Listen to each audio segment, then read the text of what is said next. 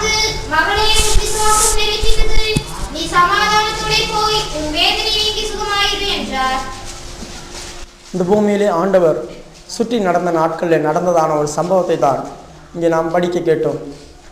ஆண்டவர் இந்த பூமியிலே வந்தபோது பூமியிலே பலவிதமான பிசாசின் பிடியில் ஆகப்பட்டவர்கள் இருந்தாங்க, வியாதியில் கஷ்டப்பட்டவங்க இருந்தாங்க, குடும்பங்கள் இருக்கிறதான பிரச்சனைகளுக்கும் போராட்டங்களுக்கும் தேவனிடத்தில் ஓடி வருவவங்க இருந்தாங்க, சிலர் உணர்வு இல்லாதவர்களாக இருந்தாங்க, திமிர்வாதக்காரராக பல காரியங்கள் இருந்தாங்க.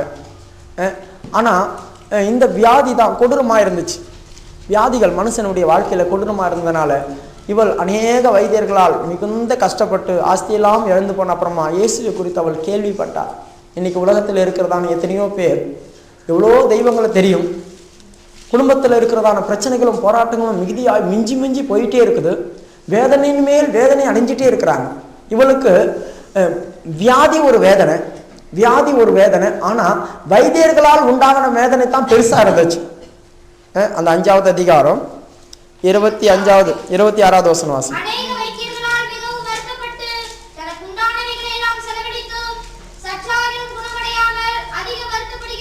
அதிக வருத்தப்படுகிற போது அப்போ இவளுக்கு பல காரியங்கள் இருந்துச்சு.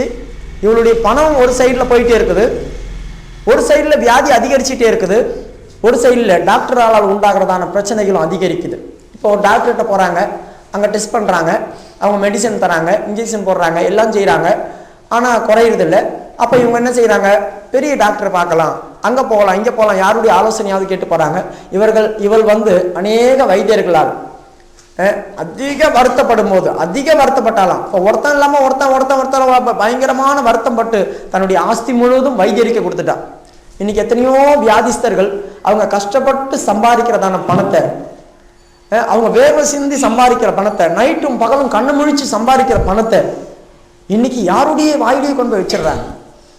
ஒரு வியாதிஸ்தன் ஒரு வைத்தியனுக்கு காசு கொடுத்து அவன் அழிஞ்சு போறான். இவள் ஆஸ்தி முழுவதும் அழிஞ்சு வச்சான். அதுக்கப்புறம் தான் இயேசு குறித்தே கேள்விப்பட்டா. ஏன்னா இனி பணம் இல்லை செலவு பண்ணுறதுக்கு, இனி வீட்டிலேயே உட்காந்துட்டு இருக்க வேண்டியதான சூழ்நிலையாக இருந்துச்சு.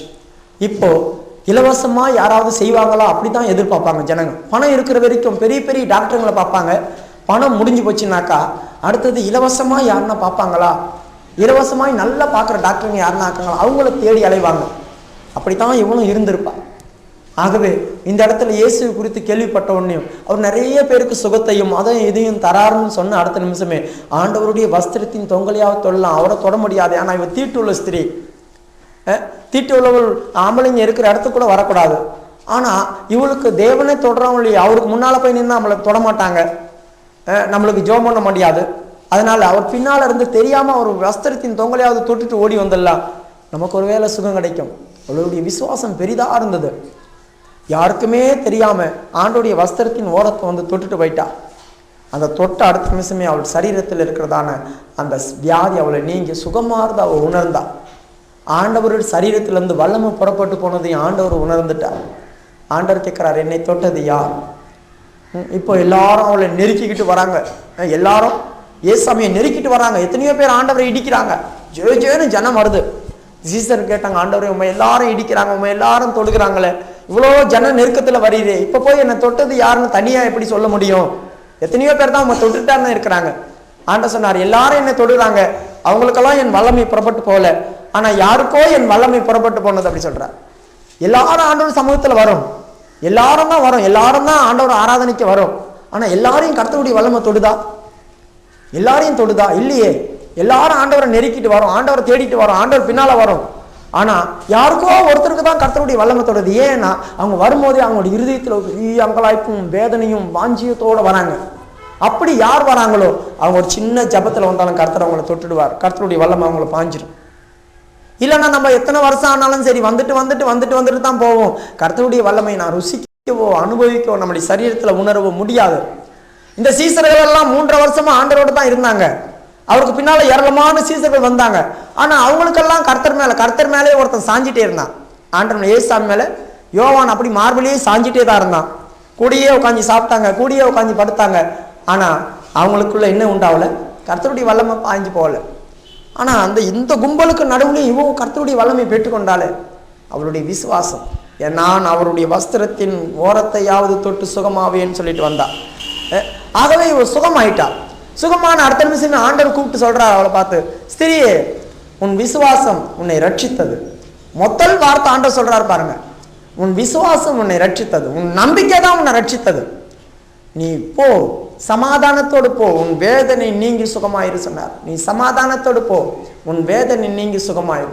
ஒரு மனுஷனுடைய சரீரத்துல, இருதயத்துல, மனதுல இந்த 3 இடத்துலையும் வேதனை இருக்கும். சரீரத்துல வேதனை வியாதினால வர்றது, இருதயத்துல இருக்கிறதான வேதனை நமக்கு இருக்கிற துக்கம் கவலையினால வர்றது, மனதில் இருக்கிற வேதனை நாளைய காரியங்களை நினைச்சு வர்றதான வேதனை தான். இருதயத்தில் இருக்கிறது இப்போ நமக்கு நடக்கிறதான துக்கமும் வேதனையும் பாடுகளும் இருக்கும்போது இருதயத்திலிருந்து வேதனை புறப்படும்.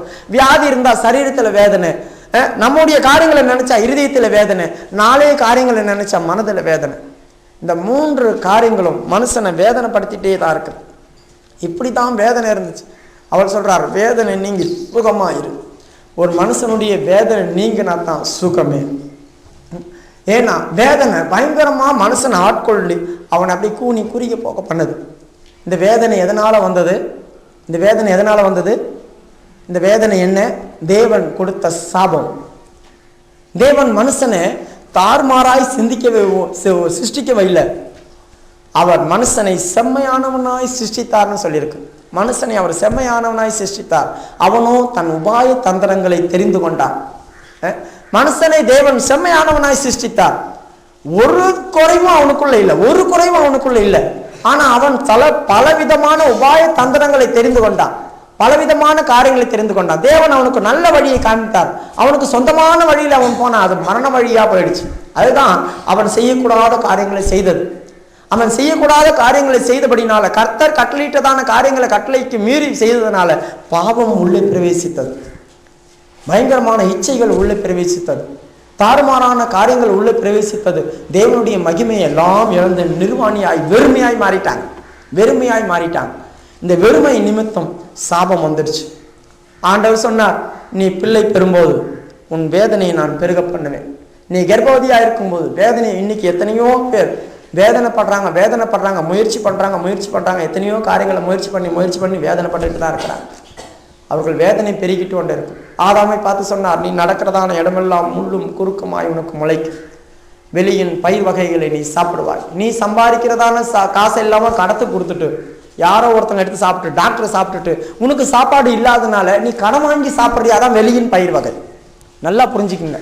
நீ சம்பாதிக்கிறதான சம்பாதனை எல்லாம் உனக்கு வர வியாதிஸ்தருக்காகவே அவங்க இங்கேயும் கொடுத்துட்டு இப்போ உனக்கு சாப்பிட்றதுக்கு காசு இல்லை, அதனால கடன் வாங்கி சாப்பிட்ற. அதனால தான் ஆண்டவர் சொன்னார், வெளியின் பயிர் வகைகளை நீ புசிப்பாய். நீ சம்பாதித்து நீ உழைச்சி சாப்பிட உனக்கு திராணி இல்லாமல் போயிடுச்சு. ஏன்னா நீ சம்பாதிக்கிறதான பணம் எல்லாம் வெளியே போயிட்டே இருக்கு. அதனால என்ன நடக்குது? நீ வெளியே பயிர் வகைகளை வாங்கி சாப்பிட வேண்டியதா இருக்கு, மற்றவங்களை சார்ந்து இருக்க வேண்டியதா இருக்குது, மற்றவங்களை இறந்து சாப்பிட வேண்டியதான ஒரு சூழ்நிலை நமக்கு வருது. அப்படிப்பட்டதான காரியங்கள் நமக்கு வருது. ஆண்டவர் சொன்னார், உன் பாதையில முள்ளும் குறுக்கும் முளைக்கும். ஜனங்களை புரிஞ்சு கொள்ள முடியாது. முள்ளு குறுக்கு ஏன் தெரியுமா வரும்? பின்வாங்கி நீ போனால், யோசுவாவின் புஸ்தகத்துல ஒரு வசனம் இருக்குது, நீ பின்வாங்கி போவாயானால் கர்த்தர் உனக்கு கொடுத்த பிரமாணம், கர்த்தர் உனக்கு கொடுத்த கட்டளைகள், கர்த்தர் உனக்கு கொடுத்ததான கற்பனைகள், இவைகளை விட்டு என்னைக்கு நீ பின்வாங்குறியோ அன்னைக்கு உன் தேசத்துல துஷ்ட ஜாதிகள் உள்ள வருவாங்க. அவங்கள உன்னால துரத்த முடியாது. நீ அங்கேயே அவங்கள வச்சிருக்கனால அவங்க உன் கண்களுக்கு முள்ளும் உன் விழாக்களுக்கு கூறுமாய் மாறுவாங்களாம். யோசுவாவின் புஸ்தகம் 23:13 12 வாசிங்க.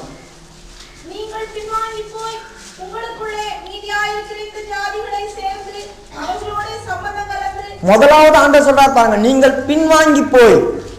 அப்ப நீங்க பின்வாங்கி போயாச்சுனாக்கா தேவன் கொடுத்த கட்டளையும் காரியங்களையும் பின்வாங்கி, ஆண்டவரை உங்களுக்கு ஏதேன் தோட்டத்தில் வைக்கும் போது நீ எல்லாவற்றையும் அனுபவி, சகல விருட்சத்தையும் புசிக்கலாம், இந்த தோட்டத்தை நீ பண்படுத்து. ஆனால் இந்த விருட்சத்தை நீ என்ன செய்யக்கூடாது? தோட்டத்தின் நடுவில் இருக்கிறதான விருட்சத்தை நீ புசிக்காத, புசிக்கும் நாளிலே சாகவே சாவாய். தொடக்கூட தொடாதுன்னு சொன்னார். புசிக்காத மாத்திரம் தொட்டு கூட பார்க்காத. அப்ப இவங்க என்ன செய்தாங்க? ஆண்டோடைய வார்த்தையை விட்டுட்டு பின்வாங்கலான்னு. அதனால தான் அதை தொட்டு பறித்து புசித்து தன் கணவனுக்கு கொடுத்தார். என்னைக்கு தேவனுடைய வார்த்தையை விட்டு நம்ம பின்வாங்குறோமோ அன்னைக்கு தான் நமக்குடைய ஜீவியத்துல பயங்கரமான பாவங்கள் உண்டாகுது. அதுக்கப்புறமா தான் முள்ளும் குறுக்கும் முளைக்குது. சரீரத்திலேயோ காலிலேயோ ஒரு முள் குத்துனா நம்ம பிடிங்கி எடுத்துடலாம், வேதனை இருக்காது. கண்ணுல முள் இருந்துச்சுன்னா எப்படி இருக்கும் பாருங்க. உங்கள் கண்களுக்கு அவர்கள் முள். 13 கடைசி வசனம் படிங்க. உங்கள் விலாக்களுக்கு அவர்கள் உங்களுக்கு கண்ணியாகவும் வலையாகவும் உங்கள் விலாக்களுக்கு சவுக்காகவும் உங்கள் கண்களுக்கு முள்ளுகளாகவும் இருப்பார்கள் என்றும் நிச்சயமாய் அறிவீர்கள். பாருங்க, நிச்சயமாய் அறிவீர்கள். இன்னைக்கு முள்ளும் குறுக்கும் நமக்குள்ள வர்ற காரணம் என்ன? நாம் ஆண்டவருடைய வார்த்தையை விட்டுட்டு பின்வாங்கி போனதுனால தான், ஆண்டவருடைய காரியங்களை விட்டு பின்வாங்கி போனதுனால தான் இருக்கிறதான ஜனங்கள் நமக்கு முள்ளா இருக்கிறாங்க. உன்னோடு கூட இருக்கிற ஜனங்க தான் அவங்க உங்களுக்கு கண்ணியா இருக்கிறாங்க. உன் பக்கத்துல இருக்கிறவங்க தான், உன் ஆபீஸ்ல உன்னோடு கூட வேலை செய்யறவங்க தான், உன்னுடைய பிசினஸ்காரங்க தான், உன் வீட்டுல இருக்கிறதான உறவினர் தான், உன் பக்கத்து வீட்டார் தான், உன் சகோதரன் தான், உன் சகோதரி தான், எல்லாமே உனக்குரியவங்க தான். தூரத்துல இருந்து வரல, பக்கத்து வீட்டாரோ இருக்கலாம், அந்த தெருவுக்காரோ இருக்கலாம், யாரோ ஒருத்தங்க. ஆனா அவங்க முதலாவது உனக்கு யாரா மாறுறாங்க? கண்ணியா மாறுறாங்க. ஆதாமுக்கு கண்ணி யாரு? ஏவாள் தான். அவன் ஒழுங்கா இருந்தான், இப்போ அவனுக்கு கண்ணியா மாறுந்து ஏவாள் தான். அவர்கள் உனக்கு கண்ணியாகவும், அவள் வீசின வலையில் ஆதாம் விழுந்துட்டான், அவர்களுக்கு வலையாகவும். எப்படி சொல்லியிருக்க பாருங்க, அவர்கள் உனக்கு கண்ணியாகவும், அவர்கள் உனக்கு வலையாகவும். அதுக்கப்புறமா என்ன சொல்லியிருக்க? உங்கள் விலாக்களுக்கு சவுக்கு. சவுக்குன்னு சொல்றது என்ன? விலாக்களுக்கு சவுக்குமா?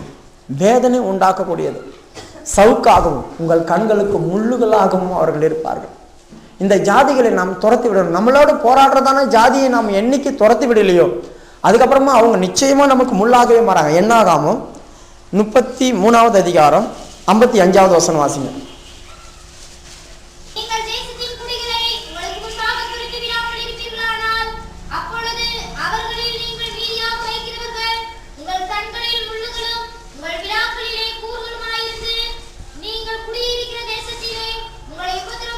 நீங்கள் குடியிருக்கிற தேசத்திலே உங்களை உபத்திரப்படுத்தார். பாருங்க, நீங்க இருக்கிற இடத்துல தான் அவங்களும் இருப்பாங்க.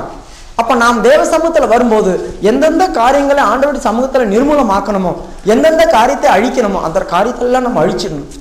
அதெல்லாம் அழிச்சிட்டோம்னா இவர்கள் நம்மளை உபத்திரப்படுத்த மாட்டாங்க. ஏன்னா நீ இருக்கிற இடத்துல தான் அவங்களும் இருக்கிறாங்க, உன் வீட்டுல தான் அவங்க இருப்பாங்க, நீ இருக்கிற ஆபீஸ்ல தான் அவங்க இருப்பாங்க, நீ வேலை செய்யற இடத்துல தான் இருப்பாங்க. நம்முடைய படிப்பை நமக்கு முள்ளா மாறும். இத்தனையோ காரியங்களை சொன்னேனே, நமக்கு புரிஞ்சு கொள்ளவே முடியாது, குருத்தா மாறிடுவாங்க. யாராலையும் புரிஞ்சு கொள்ள முடியாத ஒரு இடத்துக்குள்ள வருவாங்க. நாம் செய்யறது நமக்கே புரிஞ்சுக்க முடியாது. நமக்கு எதிராளியா இருக்கிறவங்க அவங்க என்ன நமக்காக செய்யறாங்க நம்மளாலே புரிஞ்சிக்க முடியாது. என்ன காரியம் நடக்குதுன்னே தெரியாது. நம்மோடு கூட நல்ல ஐக்கியமா இருப்பாங்க, நல்லா பேசுவாங்க. ஆனா அவர்கள் கண்ணிகளா இருப்பாங்க. கண்ணி தெரியுமா? கண்ணுக்கு தெரியுமா? தெரியாது. அதை உள்ள வச்சு மூடிடுவாங்க, மண்ணை போட்டு மூடிடுவாங்க. நாம தெரியாம போய் காலை வச்சுட்டா வெடிச்சிடும். அதை போல அவங்க கண்ணியா இருப்பாங்க. நமக்கு தெரியாது, இவங்களாலேயே நமக்கு பிரச்சனை வருதுன்னு நாம நினைப்போம். ஆனா அவங்க தான் நமக்கு பிரச்சனையாகவே இருப்பாங்க. அப்படிப்பட்டதான ஒரு சூழ்நிலை நமக்கு வந்துடும். பின்வாங்கி போவீர்கள் ஆனால். அப்ப தேவனுடைய வார்த்தைக்கு பின்வாங்கி போனா தான் ஆதாமுக்கு சாபம் வந்துடுச்சு, ஏவாளுக்கும் சாபம் வந்துடுச்சு. ஆகவே சாபம் வேதனையா மாறுது மனுஷனுக்கு. அப்ப இவங்க ஆத்மாவில வேதனை வந்துடுச்சு. இனி என்ன செய்ய முடியாது? தேவனுடைய தோட்டத்துல நம்ம சந்தோஷப்பட முடியாது. இனி தேவனுடைய தோட்டத்திலிருந்து ஒரு பழத்தையும் நம்ம பறிச்சு புசிக்க முடியாது. இனி இந்த சிருஷ்டிகளை நாம் ஆளுகை செய்ய முடியாது. இனி இந்த எந்த ஜந்துக்களை நாம் ஆளுகை செய்ய முடியாது. வேதத்துல நல்ல கவனிங்க, மிருகங்கள் நமக்கு போதிக்குமா?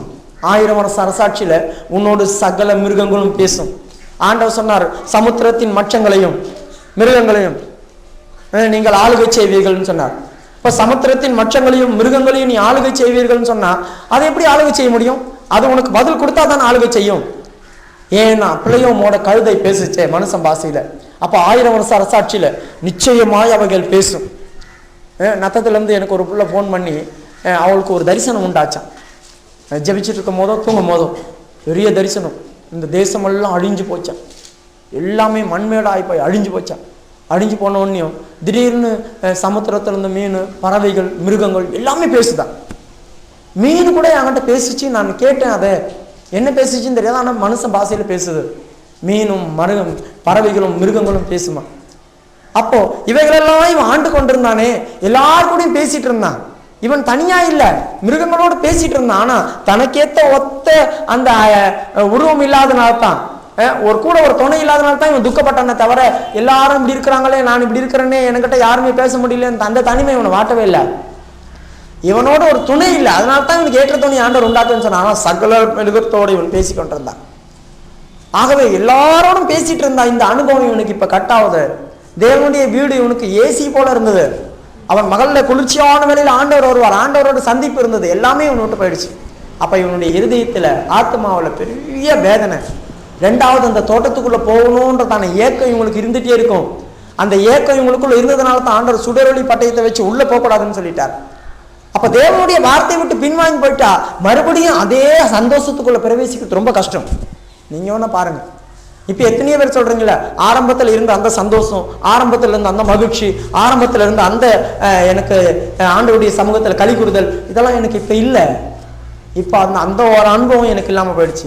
அந்த அனுபவம் இல்லாம போயிடுச்சு. அந்த அனுபவம் இல்லாம போயிடுச்சு. ஏதோ ஒரு காரியத்தில் நம்ம அனுபவிக்கிறோம், ஏதோ கொஞ்சம் அனுபவிக்கிறோம், ஏதோ ஒரு காரியத்தில் நம்ம சாப்பிட்றோம், ஏதோ ஒரு காரியத்தில் தேவன் சமூகத்தில் மகிழ்ச்சி அடைகிறோம், ஏதோ சமாதானம் வருது, ஏதோ சந்தோஷம் வருது.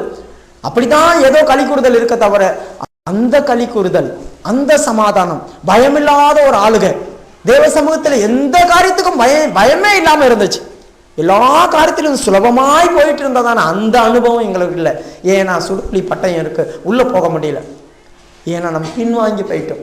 பின்வாங்கி போனால் உங்களுக்கு அவர்கள் விழாக்களுக்கு கூறுகளும் கண்களுக்கு முள்ளமாய் மாறி வலைகளும் கண்ணிகளா மாறிடுவாங்க. உங்களை அவர்கள் உபத்திரவப்படுத்துவாங்க. அப்படிப்பட்டதான ஒரு காரியம் தான் அவனுக்கு சம்பவிச்சது. இதுதான் ஃபர்ஸ்ட். ரெண்டாவது என்ன சொன்ன போன வாரம்? மறந்துட்டீங்க.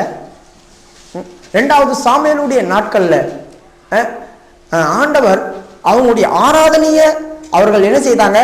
அசட்டை பண்ணினாங்க. தேவ சமூகத்தை அவர்கள் அசட்டை பண்ணினால அவனுடைய கண் பூத்து போற நிலவரத்துல வந்துருச்சு. அதனால அவனுடைய நிலவரம் என்னாச்சு? நியாய தீர்ப்பை அவர்கள் அடைந்தாங்க. தேவ சமூகம் அவங்களுக்கு அற்று போச்சு. தேவ சமூகமே இல்லாத போயிடுச்சு. இன்னைக்கு நம்ம தேவ சமூகத்தை எந்த அளவுக்கு கனம் பண்ணாம இருக்கிறோமோ அந்த அளவுக்கு கர்த்தர் அந்த சாபத்தை வச்சு வேதனையை உண்டாக்கிட்டார். அவர்களுக்குள்ள என்ன இல்லை? கிழவர்களும் இல்லை, வாலிபர்களும் இல்லை. சபையில நடக்கிறதான காரியத்துல அனுபவசாலிகள் இல்லை. சபையில எந்த காரியத்தையும் செய்யக்கூடியதான துணிகரமான வாலிபர்கள் இல்லை. இந்த ரெண்டு பேருமே செத்து போயிட்டாங்க. தேவனுடைய சபையை விட்டு வெளியே போயிட்டார். அவர் எருசலேமில் இல்லை. அந்த மகிமை அவரை விட்டு கடந்து போயிடுச்சு. இக்கபோத்தின் பேரை வச்சுட்டார். இதுதான் அவங்களுக்கு நடந்ததான வேதனை. எவ்வளவு வேதனை இருந்தாலும் இதுதான் மனம் வேதனை. ஐயோ, இனி எங்களுடைய பரம்பரையில கிழவர்களும் இருக்க மாட்டாங்க, எங்களுடைய பரம்பரையில வாலிபர்களும் இருக்க மாட்டாங்க. ரெண்டு பேருமே மறிச்சுட்டே இருப்பாங்க. ஆண்டவர், எங்களுடைய சமூகத்தில் நாங்கள் எந்த வேலையும் செய்ய முடியாது. ஏனென்றால் அந்த ஏலியுடைய ஜனங்கள் மற்றவர்களிடத்தில் ஆசாரியர்கள் மீந்து இருந்தால் அவங்க இறந்து சாப்பிடுவாங்கன்னு ஆண்டவர் சொல்லிட்டார். மற்றவர்களிடத்தில் இறந்து சாப்பிடுவீங்க அப்படி சொல்லிட்டார். எவ்வளோ வேதனையாக இருந்திருக்கும். ஆண்டவரை, நாங்கள் ஒரு ஆசாரியர்கள், அவனை முதல் பலனியே சாப்பிட்டுவேன், முதல் பலனியே சாப்பிட்டு கொழுத்திருந்தானா, துளிர்த்திருந்தான். இப்படிப்பட்டவன் இப்ப இறந்து சாப்பிடக்கூடிய இடத்துக்குள்ள வந்துட்டான். ஏன்னா தேவனை கனம் பண்ணாத யார் போறாங்களோ அவங்களை கர்த்தர் அப்படியே மாத்தி விட்டுருவார். நீ ஆரம்பத்துல நல்லா இருந்திருப்ப, சுகிச்சமா இருந்திருப்ப. ஆனா கர்த்தருடைய சமூகத்தையோ கர்த்தரையோ கனம் பண்ணாம அவங்களுக்கு பயந்து, இவங்களுக்கு பயந்து, பிள்ளைக்கு பயந்து, புருஷனுக்கு பயந்து, அண்ணனுக்கு பயந்து, தம்பிக்கு பயந்து, இப்படியே பயந்து கடைசியில நீ இறந்து தூண்ண வேண்டிய நிலவரம் வந்துடும். அவர்கள் அப்படித்தான் செய்தாங்க. ஒருவன் மீதி இறந்தால் அவன் ஆசாரியன்ட்ட இறந்து சாப்பிடுவான். ஒரு அப்பத்துக்காக நான் வேலை செய்யறேங்க, இந்த வேலை செய்யட்டுமா அந்த வேலை செய்யட்டுமான்னு கேட்பான. அப்படி ஒரு சூழ்நிலை நமக்கு வந்துடும். ஆகவே கர்த்தருடைய சமூகத்தை கனம் பண்ணாதபடினால் அவங்களுக்கு சாபம் வந்துருச்சு. அடுத்தது என்ன வந்துச்சு? அவர்கள் அடிமைப்பட்டு போனாங்க. கர்த்தர் சொல்றார், நான் அறிந்திருக்கிறேன். என்ன? தகப்பன் தேவனுடைய சமூகத்தில் உணர்வு இல்லாமல் அசட்டை பண்ணி இருந்தவன் ஆபிரகாமின் நிமித்தம் இஸ்ரவேல் ஜனங்கள் சபிக்கப்பட்டு போனாங்க. அவர்கள் அதனால வந்த வேதனை இப்படியாய் 1 by 1 அப்படி வேதனை வந்துருச்சு. நிறைய வேதனைகளை நான் உங்களுக்கு போன வாரம் சொன்னேன். இந்த வாரம் தேவனால் விடப்பட்ட வேதனை அல்ல, நமக்கு நம்ம எப்படி வேதனைப்படுத்திக் கொள்வோம், நம்மளை எப்படி வேதனை உண்டாக்கி கொள்வோம், எங்கேருந்து அந்த வேதனை வருது, நம்மளையே வேதனைப்படுத்திக் கொள்ளணும். வேதனை உண்டாக்கும் வழி என்னிடத்தில் உண்டோ என்று என் இருதயத்தை சோதித்து பாரும் அப்படி சொன்னான் தாவீது. ஏன்னா அவனுக்குள்ள தன்னை வேதனைப்படுத்திக்கிறதான பகுதியும் இருந்துச்சு, தேவனை வேதனைப்படுத்துகிற பகுதியும் இருந்துச்சு. சங்கீதம்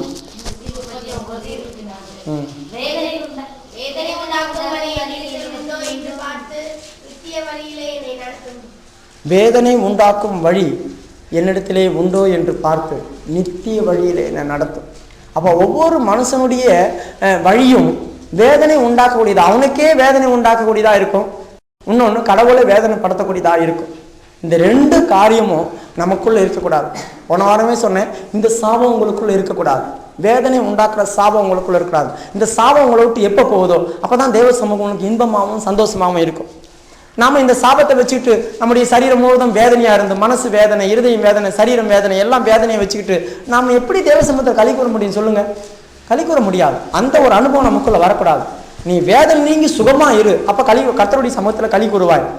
ஆகவே இந்த இடத்துல வேதனை உண்டாக்கும் வழி என்னிடத்துல உண்டோ? மேலுள்ள வசனம் 23 படி.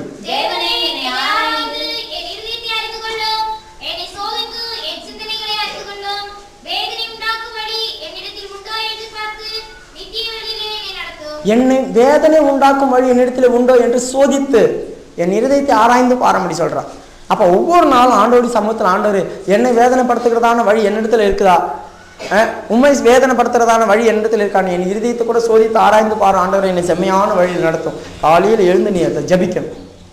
இப்படி ஜபிக்காம போனா என்ன நடக்கும்?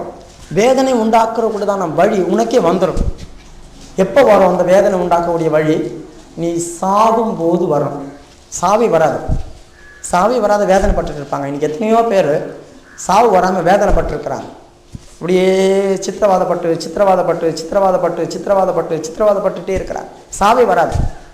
படிங்க 2 சாமுவேல் 1வது அதிகாரம் 9வது வசனம். 2 சாமுவேல் 1வது அதிகாரம் 9வது வசனம். என்னை நோக்கி நீ என் அண்டையின் கிட்ட வந்து நின்று என்னை கொன்று போடு, என் பிராணன் முழுவதும் இன்னும் போகாததினால் எனக்கு வேதனையாக இருக்கிறது என்றார். ஒழுங்கா படிங்க. என்னை நோக்கி நீ என் அண்டையின் கிட்ட வந்து நின்று என்னை கொன்று போடு, என் பிராணன் முழுவதும் இன்னும் போகாததினால் எனக்கு வேதனையாக பாருங்க, என் பிராணன் முழுவதும் இன்னும் போகாததினால் நான் வேதனைப்படுகிறேன். இன்னைக்கு எத்தனையோ பேர் சாக முடியாம வேதனைப்பட்டு இருக்கிறார். கடைசி காலம் படுத்த படுக்கையா இருந்து வேதனை வேதனை வேதனை வேதனை வேதனை அதிகரிக்குது. ஏன் தெரியுமா? இன்னைக்கு சாக போற காலத்துல தான் நீ சமாதானமா சாகணும். பரிசுத்தவான்களுடைய மரணம் கர்த்தருடைய பார்வைக்கு எப்படி இருக்குதா? பிரியமா இருக்குது. அருமையா இருக்குது. பரிசுத்தவான்களுடைய மரணம் கர்த்தருடைய பார்வைக்கு அருமையா இருக்குது. நம்முடைய மரணம் ஆண்டவருடைய பார்வைக்கு அருமையா இருக்கணுமே தவிர வேதனையா, நமக்கு வேதனையா ஆண்டவருக்கு வேதனையா இருக்கக்கூடாது. இன்னைக்கு எத்தனையோ பேருடைய மரணம் வேதனையா தான் இருக்கு. வயசாக வயசாக வயசாக உன்னுடைய ஜீவியத்துல அந்த பரிசுத்தம் முதன்மையாய் வளர்ந்துட்டு போகணும். சகல காரியத்திலும் வளர்ந்து வளர்ந்து வளர்ந்து வளர்ந்து வளர்ந்து போயிட்டு விசுவாசத்துல, பரிசுத்தத்துல, தாழ்மையில, அன்புல, தாழ்ந்த குணத்துல, கீழ்ப்படிதல்ல, எல்லா காரியத்திலையும் வளர்ந்து போக போகத்தான் உன் மரணம் ஆண்டுடைய பார்வைக்கு அருமையா இருக்கும். நீதிமான்களுடைய மரணத்தை கர்த்தர் சமாதானத்தில் பிரவேசிக்கிறாங்க. அவங்க நீதிமான்கள் தாங்கள் மரித்து படுக்கையிலே சமாதானத்தில் பிரவேசிக்கிறாங்க. உன் மரணம் உனக்கு சமாதானத்தை தரணுமே தவிர பயத்தையும் திகிலையும் உண்டாக்கக்கூடாது. எத்தனையோ பேர் மரிக்கும் போது நான் தேவனை பார்க்கிறேன், தேவதூதரை பார்க்கிறேன்னு மரிச்சவங்க இருக்கிறாங்க. எத்தனையோ ஊழியக்காரங்க அவங்க கண்ணு முன்னால பார்த்தவங்க சொல்லியிருக்காங்க. ஒரு ஊழியக்கார் ரொம்ப வியாதியில் இருக்கும்போது பாஸ்டர் பாபின்னு ஒருத்தர் இருந்தாராம். அவர் போயிட்டு ஜபிச்சுட்டே இருக்கிற நேரத்தில் சரி ஜபிச்சுட்டு எழுந்து வரும்போது அவர் ஜிப்பா பிடிச்சி எடுத்து, பாஸ்டர் இருங்க, ஏதோ ரதம் வந்திருக்குது, 2 தேவதூதருங்க என்னமோ பண்ணிட்டு இருக்கிறாங்க, நான் கொஞ்ச நேரத்தில் போயிடுவேன், கொஞ்சம் உட்காருங்க, ஒரு பாட்டு பாடுங்கன்னு சொன்னார். அவருக்கு பிடிச்ச ஒரு கல்வாரி பாட்டு பாடினாங்களா இங்கிலீஷில். பாட்டு பாடி முடியும் போது எல்லாருக்கும் ஸ்தோத்திரம் பண்ணி அப்படியே சுற்றி போயிட்டு பாருங்க. இதான் வேதனை இல்லாத மரணம். ஒரு நிச்சயம், தேவதூதரம் வந்திருக்கிறாங்க, ரதமும் வந்திருக்குது, நான் இன்னும் கொஞ்ச நேரத்தில் போயிடுவேன். அவங்க ஏதோ ஒரு காரியம் பண்ணிட்டு இருக்கிறாங்க, ஒரு 5 நிமிஷம் அவர் சொன்ன மாதிரியே மறிச்சிருக்கிறார். ஒரு சிஸ்டர் அதே மாதிரி எல்லாரையும் பார்த்து ஸ்தோத்திரம் பண்ணி ஆண்டவர் வந்துட்டாரு, என் வேலை முடிஞ்சிடுச்சு, கூப்பிடுறாரு என்ன சொல்லிட்டு போயிட்டாங்க. நம்முடைய மரணம் நிச்சயம் இல்லாமல் இருக்கக்கூடாது. நிச்சயத்தோட தான் நம்ம மரணம் இருக்கணும். அந்த மரணத்துல உனக்கு வேதனை வரக்கூடாது. சிலர் ஐயோ யாரோ வராங்களே, தடியா வராங்களே, கருப்பா வராங்களே, என்னை கட்டுறாங்களே, என்னை இழுக்கிறாங்களே அப்படி சொல்லக்கூடாது. அப்போ உன்னை தேவன் வரல, உனக்கு பயம் உண்டாகுது, பயமும் திகிலும் பிடிக்குது. எனக்கு தெரிஞ்சு என் கண்ணுக்கு முன்னால எத்தனையோ பேர் அலறி செத்து போயிருக்கிறாங்க. அப்ப பிசாசுகள் உன்னை கொண்டு போகக்கூடாது. நீ ஆண்டவருடைய பிள்ளையா இருந்தா கூட பயமும் திகிலும் உன்னை ஆட்கொள்ளக்கூடாது. மரணத்துல உனக்கு ஒரு சமாதானம் இருக்கணும். மரணத்தை ருசித்து பார், கடைசி சத்துரு மரணம், அதை நீ ருசித்து பாருன்னு தான் சொல்லியிருக்கு. அப்பா அதை ருசிக்கக்கூடியதான ஒரு இடத்துக்குள்ள வரணும். பயமும் திகிலும் இருக்கு. இவனுக்குள்ள ஏன் இந்த மரணத்துக்குள்ள இப்படி ஒரு வேதனை வந்தது? இவன் யாரு? இவன் சவுல். இவன் மறிக்க முடியாம வேதனைப்பட்டிருக்கிறான். காரணம் என்ன? கர்த்தர் இவனை முதலா இஸ்ரவேல் மேல் ராஜாவாக்குனார். அந்த ராஜாவாக்கக்கூடியதான நேரத்தில் இவனுக்குள்ள பயங்கர தாழ்மை இருந்தது. ஐயோ எனக்கா சொல்றீங்க, நான் இஸ்ரவேல் கோத்திரத்திலேயே சின்ன கோத்திரம், அதுலயும் ஒரு சின்ன வீடு, அந்த வீட்டுல நான் கழுதையை மேய்ச்சிட்டு இருக்கிறேன். அந்த வீட்டுல நான் கழுதை, என் தகப்பன் வீட்டுடைய கழுதை, ஆடு கூட மேய்க்கல, கழுதையை மேய்ச்சிட்டு இருக்கிறான். கழுதையை மேய்க்கிற என்ன போய் இஸ்ரவேலுக்கு ராஜாவா ஆக்கணும்னு நினைக்கிறீரே. ஏன்னா இவன் ஏன் இப்படி போயிட்டான் தெரியுமா? ஆடுகள்னா மேய்ப்பனுடைய சத்தத்தை கேட்கும், ஆனா கழுதைகள் மேய்ப்பனுடைய சத்தத்தை கேட்காது. தன் இச்சையின்படி காற்றை உட்கொள்கிறதான காட்டு கழுதை நீ, தன் இச்சை மதவெறியில போகிறதான கழுதை, அதெல்லாம் இவன் மேய்ச்சான். அதனால தான் இவன் இச்சையிலேயே போயிட்டான். ஆண்டவருக்கு செவியை கொடுக்கல கடைசி வரைக்கும். பாருங்க, தாவீது ஆடு மேய்ச்சிட்டே இருந்தான், ஆண்டவரும் அது செவி கொடுக்குன்னு சொல்றாரு. இவனும் செவி கொடுத்து உள்ள வந்துட்டான். இவன் தன்னிச்சையின்படி மதவெறியில போறதான கழுதையை மேய்ச்சிட்டு இருந்தான். அதே குணமும் இவனுக்கு வந்துருச்சு பாருங்க. அதனால இனிமே ஆண்டவர் பார்த்தார், கழுதை மேய்க்கணும் கூப்பிடக்கூடாது, நீ ஆடை மேய்க்கணும் கூப்பிடலாம்னு சொல்லி ஆடை மேய்க்கணும் கூப்பிட்டுட்டார். இப்போ அவன் கழுதை மேய்ச்சிட்டு இருந்தான். அப்பெல்லாம் இவனுக்கு பயங்கரமான காரியமா இருந்துச்சு. இவன் ஆண்டவர் அபிஷேகம் பண்ணினார். அபிஷேகம் பண்ணி இஸ்ரவேலின் மேல் ராஜாவா மாத்தினார். ராஜாவா மாத்திட்டு ஒரு கட்டளை இவனுக்குள்ள புறப்பட்டுச்சு. நீ என்ன செய், நான் வரும் வரையிலும் காத்திரு, எந்த காரியத்தையும் செய்யாது. 1 சாமுவேல் 14வது அதிகாரத்தில் வரும். இவன் என்ன செய்தான், 7 நாள் காத்திருந்தான். குறிக்கப்பட்ட நாள் வரலாம் மட்டும் குடுகுடுன்னு ஓடி போய் இவனே பலி செலுத்திட்டான். ஆசாரியன் செய்ய வேண்டியதான காரியத்தை இவன் செய்துட்டான். செய்யாதே அப்படின்ற காரியத்தை நீ செஞ்சினா அது உனக்கு பாவமா மாறிடும். மரண நாளில் நீ வேதனைப்படுவ. அதுதான் இவனுக்கு வந்த வேதனை, முதல் வேதனை. இன்னைக்கு ஆண்டவர் எத்தனையோ காரியத்தை செய்யாதேன்றாரு, பொய் சொல்லாதே என்றாரு. பொய் சொல்லாதே என்று சொன்னார் இயேசுவா. பொய் சொன்னா தான் பிழைப்பு என்று சொன்னான் சாத்தான். நல்லதையே சொல்லி வந்தார் இயேசு, அதை நலங்கட மாத்திட்டான் பிசாசு. பொய் சொல்ல கூடாது என்றார் இயேசு, அதை சொன்னா தாண்டா பிழைப்பன்றான் பிசாசு. பாருங்க, ஆண்டவர் சொல்றார் பொய்யே சொல்லாத. ஆனா இவன் என்ன சொல்றான், பொய் சொன்னா தான் வயிற்று பொழப்பு. பொய் சொல்லலாம், தப்பு இல்லை, நல்லதுக்கு பொய் சொல்லலாம். நீ அதுக்கு நல்லது கூட பொய் சொல்ற, உள்ளதை உள்ளபடி சொல்லிட்டு போ, எதுக்கு உனக்கு வேதனை? ஆண்டவர் இது சொல்லாதேன்றார், நம்ம அதை சொல்றோம். கெட்ட வார்த்தை பேசாதேன்றார், அதை தான் நம்ம பேசுவோம். இந்த காரியம் செய்யாத அந்த காரியம் செய்யாதன்றார், அதை தான் நம்ம துணிகரமா செய்யறோம்.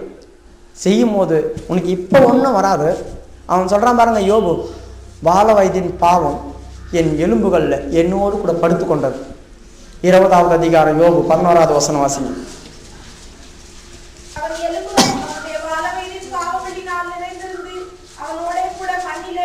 பாத்தீங்களா, அவன் வாலிப வயசுல செய்யறதான அத்தனை அக்கிரமத்தையும் பாவத்தையும் ஆண்டவர் அதனால தான் செய்யாதன்றாரு. இவன் செய்து முதிர் வயது சாவர நேரத்துல சாவு வரல வேதனையா இருக்கு சொல்லிவிட்டு ஏன் அந்த பாவம் எல்லாம் அவன் எலும்புல படுத்துட்டு இருக்குது. இன்னைக்கு எத்தனையோ வயசானவங்க பாருங்க, ஆண்டவருடைய கட்டளையை கேட்க மாட்டாங்க, ஆண்டவருடைய உபதேசத்தை கேட்க மாட்டாங்க. அதெல்லாம் எனக்கு வேணாம், ஆண்டவர் சமூகம் வேணாம், எத்தனையோ வருஷமா வீட்டுக்குள்ளேயே உட்கார்ந்து இருப்பாங்க. எத்தனையோ வருஷ காலமா வீட்டை விட்டு வெளியே வர மாட்டாங்க. கேட்டா நடக்க முடியாது. ஆண்டவர் சொன்ன, உன்னால தான் நடக்க முடியாது, பரலோகத்தை நீ வர முடியாது, உனக்கு தான் நடக்க முடியாது. தேவ சமூகத்துல வந்தா உட்கார முடியாது, குறுக்கு வலிக்கும்.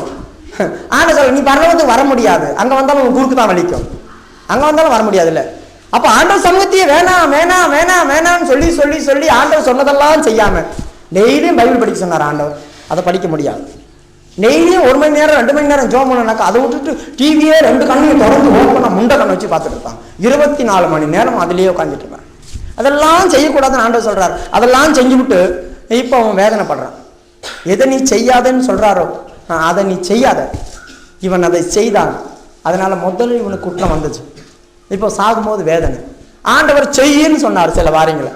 நீ போய் 15வது அதிகாரம் 2வது வசனத்துல 1 சாமுவேல்ல நீ போய் அமலேக்கியனை அழித்து விடு, முற்றிலுமா அழித்து விடு, ஒன்னையும் வைக்காத. ஏன்னா அவன் வழி மறக்கிற ஒரு ஆவி. இஸ்ரவேல் ஜனங்கள் பிரயாணப்பட்டு போகும்போது வழியை மறைச்சிட்டான். வழி மறைக்கிற ஒரு ஆவி, அவனை நீ விட்டு வைக்காத, அழிச்சு போடுன்னு சொன்னாரு. இவன் போய் என்ன தெரியுமா செய்தான், ஆகாக்க பிடிச்சி கொண்டு வந்துட்டான், எல்லாரையும் அழிச்சான். நல்ல கொழுமையான ஆடுகளையும் மாடுகளையும் இவனுக்கு பார்த்த உடனே ஐயோ கண்ணு பறிச்சு போச்சு, ஐயோ இதெல்லாம் எதுக்கு கொல்லணும், இதெல்லாம் நல்லா இருக்குதே, இதெல்லாம் புடி, முதல் பலனெல்லாம் கொண்டு வா, கொழுமையானதெல்லாம் கொண்டு வா. ஆகாக்கையும் கொல்லல, அதையும் கொண்டு வந்துட்டான், இஸ்ரவேலை கொண்டு வந்துட்டான். நாம எதெல்லாம் அழிக்கணும்னு நினைக்கிறோமோ அதெல்லாம் அழிக்கல. எதெல்லாம் தேவன் கொண்டு போடணும், எதெல்லாம் அழிச்சு போடணும், உன் ஜீவியத்தில் இதெல்லாம் வரக்கூடாதுன்னு நினைக்கிறாரோ அதெல்லாம் உள்ள வச்சுட்டே இருந்தோம்னா ஒரு நாளைக்கு அதோடைய சத்தம் கேட்கும். சாமியில் இருந்து கேட்கறான், என்னையா பண்ணேன்னு. சரி, தேவனால் ஆசீர்வதிக்கப்பட்டவரை உள்ளே வாரும், நீ சொன்னபடியே செய்தேன்னாக்கா அப்ப என் காதல விழுகிறதான ஆடுகள் சத்தமும் மாடுகள் சத்தமும் என்னன்னு கேட்டான். 1 சாமுவேல் வசனம் சொல்லி பாருங்க.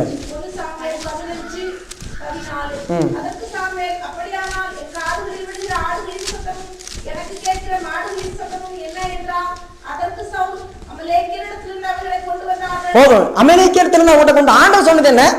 2-3 படிங்க.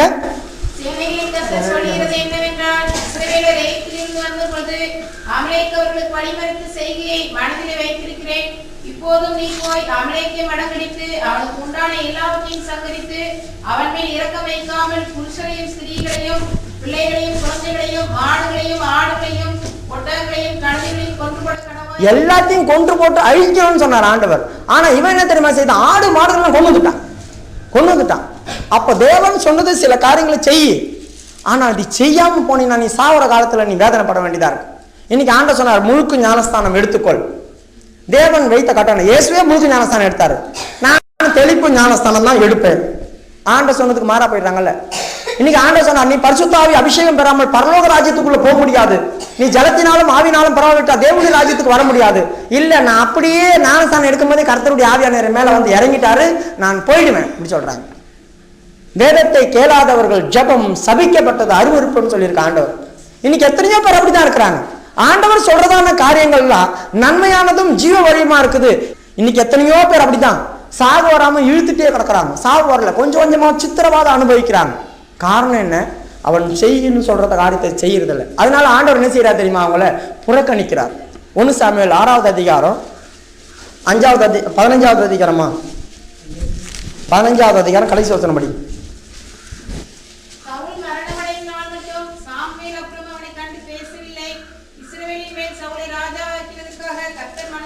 இவங்க இப்படிப்பட்டதான காரியங்கள் எல்லாம் செய்யும் போது கர்த்தர் அவங்களுக்காக மனஸ்தாபப்பட ஆரம்பிச்சுட்டார்.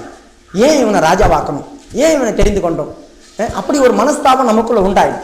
தேவன் இவனை மனஸ்தாபப்படுறதுக்கு காரணம் என்னன்னா, தேவன் சொன்னதான கட்டளைகள் எல்லாம் அவன் அப்படியே போய் கொஞ்சம் கொஞ்சமா விலகிட்டான். விலகுனால கர்த்தருக்கு கொஞ்சம் கொஞ்சமா இப்ப பார்த்தாரு. ஒரு முறை பார்த்தாரு, 2வது முறை போய் அழிச்சிட்டு வரணும், அதையும் விட்டுட்டான். அதனால இவனை ராஜாவாக்குறதுக்கே கர்த்தருக்கு மனஸ்தாபம் ஆயிடுச்சு. மனஸ்தாபம் ஆயிட்டனால 16:1 என்ன செய்யறாரு? அவனை தள்ளி விட்டுட்டார். இப்ப இனி தேவ சமூகத்தில் அவன் என்ன செய்ய முடியாது? காணப்பட முடியாது. 16:1 இப்ப படிங்க. கர்த்தர் சாமுவேலை நோக்கி, இஸ்ரவேலின் மேல் ராஜாவாய் இராதபடிக்கு நான் புறக்கணித்து தள்ளின சவுலுக்காக நீ எந்த போதும், நான் புறக்கணித்து தள்ளினேன் சவுலுக்காக. அப்ப ஆண்டவர் அவனை புறக்கணித்து தள்ளிட்டார். வேண்டாம், நான் உன்னை தெரிந்து கொண்டது எனக்கு மனஸ்தாபமா இருக்கு. எத்தனையோ பேர்களை கர்த்தர் தெரிந்து கொள்றார். தேவன் தான் அவர்களை தெரிந்து கொள்றார். அவங்க உள்ள வந்துட்டு அப்புறமா அவங்க செய்யறதான தாறுமாறான காரியங்கள், அக்கிரமங்கள், அநியாயங்கள் எல்லாம் அப்புறமா ஆண்டவர் ஏன் தான் இவங்களை சபைக்குள்ள கொண்டு வந்தனும் தெரியலையே அப்படி சொல்லி அவங்களே தொடர்றதுக்கு வெளியே பார்க்கறார். இப்படி தள்ளப்பட்டவங்க தான் தேவ சமூகத்தை அனுபவிக்க முடியாதவங்க. இப்படி தள்ளப்பட்டவங்க தான் தேவ சமூகத்துல சந்தோஷப்பட முடியாதவங்க. இப்படி தள்ளப்பட்டவங்க தான் சமாதானம் இல்லாதவங்க. ஏன்னா அவங்களை தள்ளிட்டாங்க. சவுலுக்கு ஒரே பயம். ஏன்னா அசுத்த ஆவியை வந்து பிரச்சனை பண்ணிட்டே இருக்கு. ஒவ்வொரு நாளும் பிரச்சனை பண்ணிட்டே இருக்கு.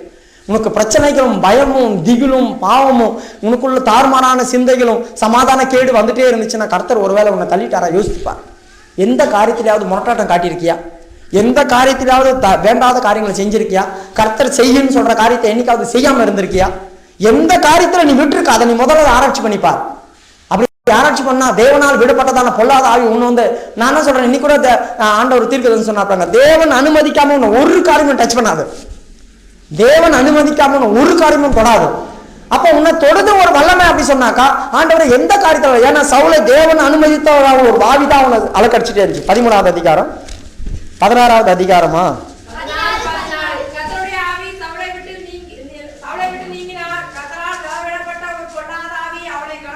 பாருங்க, கர்த்தருடைய ஆவி அவனை விட்டு நீங்கி போச்சு. கர்த்தரால் விடப்பட்ட ஒரு பொல்லாத ஆவி என்ன செய்தது? அவனை கலங்க பண்ணிட்டே இருக்குது. பயம், திகில், எப்போது என் சிங்காசனம் போயிடுமோ, எப்போ என் ஆட்சி கவுந்துருமோ, எப்போ என் வேலை போயிடுமோ, எப்போ அது நடந்துருமோ, எப்போ இது நடந்துருமோ, இந்த பயமும் திகிலும் அவனை போட்டு ஆட்டி படைச்சிச்சு. ஏன்னா அந்த அசுத்த ஆவி. அப்ப நீ யோசிக்க வேண்டியதான காரியம் என்ன? ஆண்டவர் எந்த பகுதியில் நான் முரட்டாட்டம் காட்டிட்டேன், எந்த பகுதியில் நீ செய்வேன்னு சொல்றதான காரியத்தை நான் செய்யாம போயிட்டேன், எந்த பகுதியில் ஆண்டவர் உனக்கு அகேன்ஸ்டா நான் நடந்தேன், இந்த காரியத்தெல்லாம் நீ ஆராய்ச்சி பண்ணி பார்க்கணும். இந்த காரியத்தெல்லாம் நீ ஆராய்ச்சி பண்ணி பார்த்தாதான் அதுக்கப்புறமா நீ என்ன காரியத்தில் அகப்பட்டிருக்கியோ அதுல இருந்து வெளியே வந்துடலாம். இல்லைன்னா உன்னை இந்த ஆவி சாகர வரைக்கும் உன்னை விடாது. சாவம் வராது. சாகர வரைக்கும் விட்டாலும் பரவாயில்ல, சாவம் வராது. அவன் பெரிய ஈட்டி மேல விழுந்து கிடக்கிறான், அவனுடைய ஈட்டினால அவனே விழுந்து கிடக்கிறான். ஆனா சாவு வரமாட்டேன். வேதனைப்பட்டுட்டே இருக்கிறான். நாம் அப்படி இருக்கக்கூடாது. நம்முடைய வேதனை நம்மளால வரக்கூடாது. கர்த்தர் மனஸ்தாபப்படக்கூடாது. நம்ம புறக்கணிச்சிட்டேன்னு சொல்லக்கூடாது. அந்த மாதிரி ஒரு சூழ்நிலை நமக்கு எந்த காலத்தில் உங்களுக்கு இல்லை. ஏன் இதெல்லாம் ஆண்டவர் பேசுறாருனாக்கா, எப்படியாவது இந்த வேதனையிலிருந்து நீ விடுதலை ஆக்கப்படணும். அதுக்கு தான் ஆண்டவர் பேசுறாரு. நீ அதே வேதனையில கஷ்டப்பட்டு சாகக்கூடாது. அதே எனக்கு சாவு வரலன்னு சொல்லக்கூடாது. இப்பயும் இந்த சத்தத்தை நீ கேட்கறிய, எதுக்காக கர்த்தர் உங்கள்கிட்ட பேசுறாருனாக்கா, நீ இந்த இடத்துல இருந்து விடுதலை ஆக்கப்படணும். இந்த மாதிரி வேதனையிலிருந்து நீ விடுதலை ஆக்கப்படணும். அதனால தான் ஆண்டவர் உங்கள்கிட்ட பேசுறாரு, சும்மாவே பேசிட்டு இருக்க மாட்டாரு. ஆகவே கர்த்தர் சொல்லுகிறதான காரியத்தை நீ செய். கர்த்தர் சொல்லாத காரியத்தை நீ செய்யாதேன்னு சொல்ற காரியத்தை நீ செய்யாத. கர்த்தர் செய்யுன்னு சொல்ற காரியத்தை நீ உடனடியா செய், தாமதிக்காத. அப்படி 2 காரியங்களும் செஞ்சோம்னா நிச்சயமா நமக்கு ஆசீர்வாதம் உண்டாயிடும். நாம் காக்கப்படும், நம்முடைய ராஜ்யம் நிலைச்சு நிற்கும். ஆண்டவர் சொல்றாரு, என்ன நான் தள்ளிவிட்ட சவுல் கிட்ட இருந்தது கிருபையை விளக்கினது போல நான் உன்னிடத்துல இருந்து என்ன செய்ய மாட்டேன், என் கிருபையை நான் விளக்க மாட்டேன். நான் தள்ளிவிட்ட சவுல் இடத்துல இருந்து நான் விலக்கி போட்ட கிருபையை போல உன்னிடத்துல இருந்து அக்கிரமமும் பசங்க செய்தாலும் நான் விளக்க மாட்டேன். ஏன்னா தாவீது வித்தியாசமானவன், கர்த்தருடைய இருதயத்துக்கு ஏற்றவனா. ஒரு சின்ன தப்பு பண்ணிட்டா கூட உள்ள போய் ஓன்னு அழுதுருவான். உள்ள போய் அப்படி அழுது, ஆண்டவரே நான் இப்படி பண்ணிட்டேனே, ஆனாலும் என்னை நீ தெரிந்து கொண்டீரே, என்னை நீ சந்தித்தீரே, எனக்கு இப்படி ஒரு காரியம் சொன்னீரே, உனக்கு சோத்திர ஆண்டவரே என்ன தண்டனை வேணா கொடுன்னு சொல்லி ஏத்துப்பான். ஆனா இவன் மனஸ்தாபப்படுகிறவன் அல்ல. சவுல் மனஸ்தாபப்பட மாட்டான். சாமியில் வந்து சொல்றான், இப்படியெல்லாம் நடந்து போச்சியா, உன் ராஜ்யமே உன்னை விட்டு போகுதுன்னாக்கா ஜனங்க முன்னால என்னை வெக்கப்படுத்தாதீங்க, தயவு செய்து ஜனங்க முன்னாலாம் பேசாதீங்க, தனியா கூப்பிட்டு சொல்லுங்க, தனியா கூப்பிட்டு சொல்லுங்க அப்படி சொல்றான்.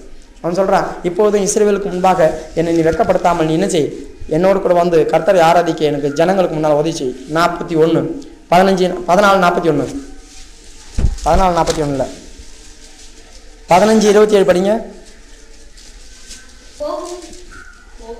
28 திரும்புகிற போது சவுல் அவன் சால்வையின் தொங்கலை பிடித்துக் கொண்டான், அது கிழிந்து போயிற்று. அப்பொழுது சாமுவேல் அவனை நோக்கி, கர்த்தர் இன்று உம்மிடத்தில் இருந்த இஸ்ரவேலின் ராஜ்யத்தை கிழித்து போட்டு எது படிங்க. அதற்கு அவன், நான் பாவம் செய்தேன். இப்போது என் ஜனத்தின் மூப்பருக்கு முன்பாகவும் இஸ்ரவேலுக்கு முன்பாகவும் நீர் என்னை கனம் பண்ணி நான் உம்முடைய தேவனாகிய கர்த்தரை பணிந்து கொள்ளும்படிக்கு என்னோட கூட திரும்பி வாரும். பாருங்க, சாமுவேல் வரலன்னா ஜனங்களாம் இவனை புறக்கணிச்சிருவாங்க. ஏன்னா சாமுவேல் இவனை விட்டு போயிட்டான்.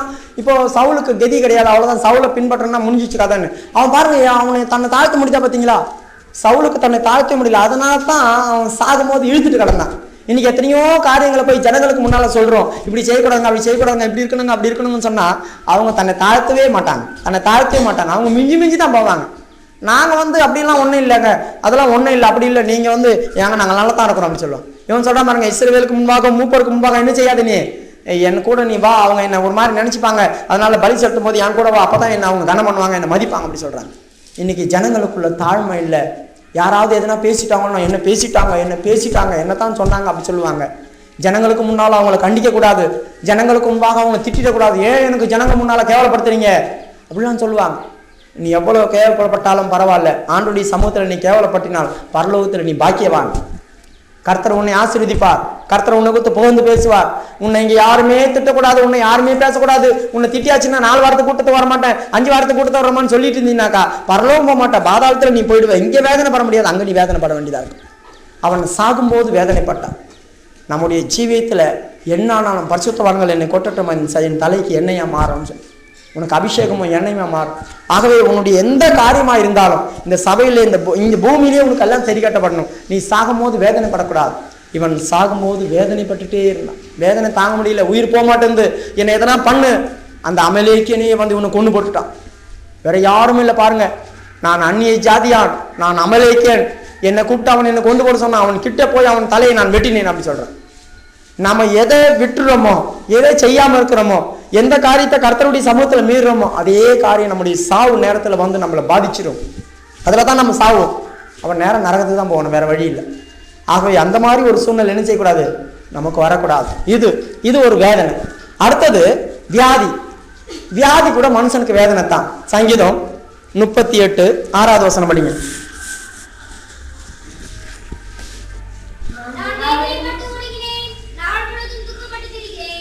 கீழே படிங்க.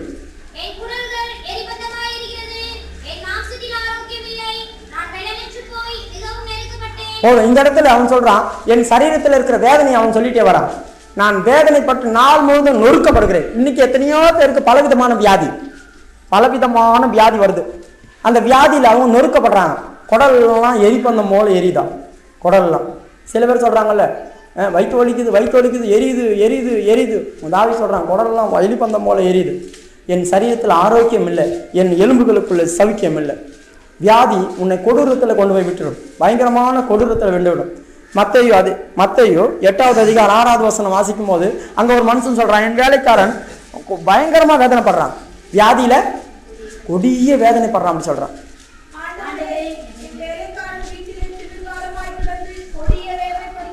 என் வேலைக்காரன் என் வீட்டிலே திமிர்வாதமாய் கிடந்து கொடிய வேதனைப்படுறான். வியாதி ஒரு மனுஷனை கொடிய வேதனைக்குள்ள கொண்டு போயிடும். செத்துருவோமோ, இந்த வியாதியே நமக்கு பெருகி போயிடுமோ, இன்னைக்கு ஒரு இடத்துல இருந்து ஃபோன் பண்ணிகிட்டே இருக்கிறாங்க, எய்ட்ஸ் வியாதி முத்தி போச்சு, ஜெபம் பண்ணுங்க பிரதர், ஜெபம் பண்ணுங்க பிரதர், நான் ரத்தத்தை கொடுத்துருக்குறேன், டெஸ்ட் பண்ணணும், ஜெபம் பண்ணுங்க பிரதர், அந்த ரிசல்ட் வாங்க போகிறேன், அந்த ரிசல்ட்டில் இந்த HIV இருக்கக்கூடாது, ஆண்டவர் எங்களை காப்பாற்றணும், முழுசாக வந்துட்டாங்க. ஆனால் ஒரு நேரத்தில் அவங்க ஆரம்பத்தில் தாறுமாறாக ஜீவிச்சு இப்போ எய்ட்ஸ் வியாதியில் முழுக்க வந்துடுச்சு, சரீரம் முழுதும். இன்னும் 1 மாதமோ 2 மாதமோ எத்தனை மாதம் உயிரோடு இருப்பாங்கன்னு தெரியாது. சளி முழுசும் நிரம்பி போச்சு, பேச முடியல, மூச்சு வாங்குது, இழப்பு, எதுவும் சாப்பிட முடிய மாட்டேங்குது. ஆனால் தேவன் நோக்கி இப்போ அபயம் விட்டுட்டு கிடக்கிறாங்க. உன் வியாதி உன்னை கொடீரமாய் மாற்றும் போது, வேதனை பெருகும் போது, மற்றவங்களை பார்க்கும் போதெல்லாம் பயமும் திகிலோடையும், இன்னைக்கு செத்துருவோமோ நாளைக்கு செத்துருவோமோ, உன் மரணத்தை எண்ணிட்டே இருக்கு. வியாதி அதான் கொடூரம். வியாதியின் கொடூரத்தினால அவன் மிகவும் வேதனைப்படுகிறான்னு சொல்லியிருக்கு. உன் வியாதியின் கொடூரம் எதனால வந்தது? தாவீதுக்கு வியாதி எதனால வந்து 3 விதத்துல உனக்கு வியாதி வரும். ஒன்று பிசாசுனால, இன்னொன்று நாம் சாப்பிட்ற சாப்பாட்டுனாலையும் இயற்கைனாலையும், இன்னொன்று நாம் செய்யறதான அக்கிரமத்தினால வரும். தாவீதுக்கு வந்ததான வியாதி எதனால தெரியுமா? ஊரியாவின் மனைவி அவன் எடுத்துட்டான். ஊரியாவின் மனைவி எடுத்ததுனால கர்த்தர் சொல்றாரு, இனி பட்டயமும் வீட்டை தொடர்ந்து வரும். பட்டயம் வீட்டை தொடர்ந்து வரும். அந்த கடைசி பட்டயம் தான் அவன் சரீரத்தில் வந்த வியாதி. பயங்கரமான வியாதியில் அவன் கஷ்டப்பட்டான். இன்னைக்கு எத்தனையோ புருஷன்மார் தன்னுடைய சொந்த மனைவி விட்டுட்டு அடுத்த மனைவி பின்னால் போறான், அடுத்த மனைவி பின்னால் போறான், அடுத்த மனைவி பார்க்கறான். இப்படியே செய்யறாங்க. நீ வியாதிப்பட்டு சாவ, கடைசியில நிச்சயமா வியாதி வரும். ஏன்னா அப்படித்தான் சொல்லி இருக்குது.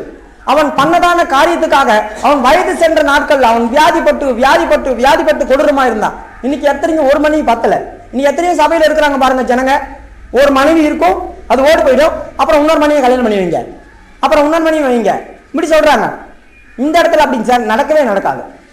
ஒரு மனைவியோட இரு, அது போயிடுச்சா சோத்திரம் பண்ணிட்டு ஆண்டருக்காக ஜீவி, அதான் உனக்கு மேன்மையும் நல்லதும். அதை விட்டுட்டு நீ இன்னொரு மனைவி போனா நீ விபச்சாரக்காரனா மாறிடுவேன், அதுவும் விபச்சாரக்காரனா மாறிடுவேன். அது 2 பேரும் விபச்சாரம் பண்ணி நரகத்துக்கு போறத விட நீ அப்படியே இருந்துரு. அதான் பவுல் சொல்றாரு, கைன் பெண்ணையும் கன்னிகையும் பார்த்து நான் சொல்லுகிறேன், நீ என்னை போல இருந்து விட்டா நலமா இருக்கும். கைன் பண்ணு விட, நீ அப்படியே இரு. எதுக்கு புருஷனை தேடுற? வேண்டாம். இப்போ புருஷன் மனைவி விட்டு ஓடி போயிட்டாளா, நீ ஏன் இருக்கிற?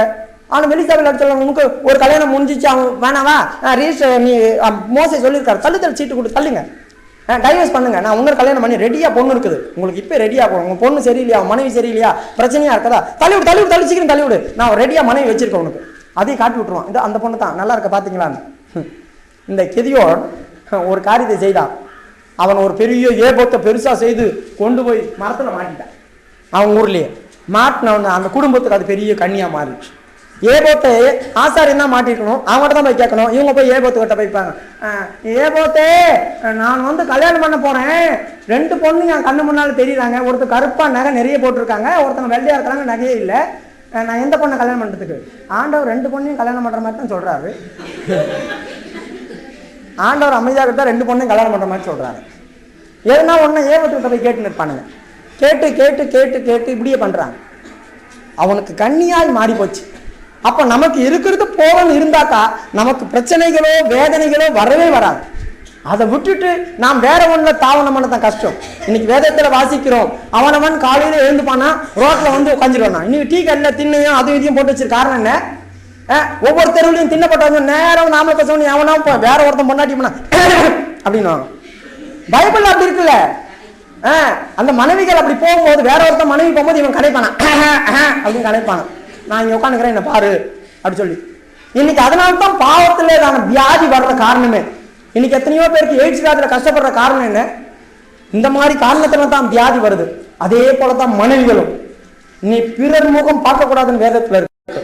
என்னாகமம் 5வது அதிகாரம் 12வது வசனம் வாசிங்க.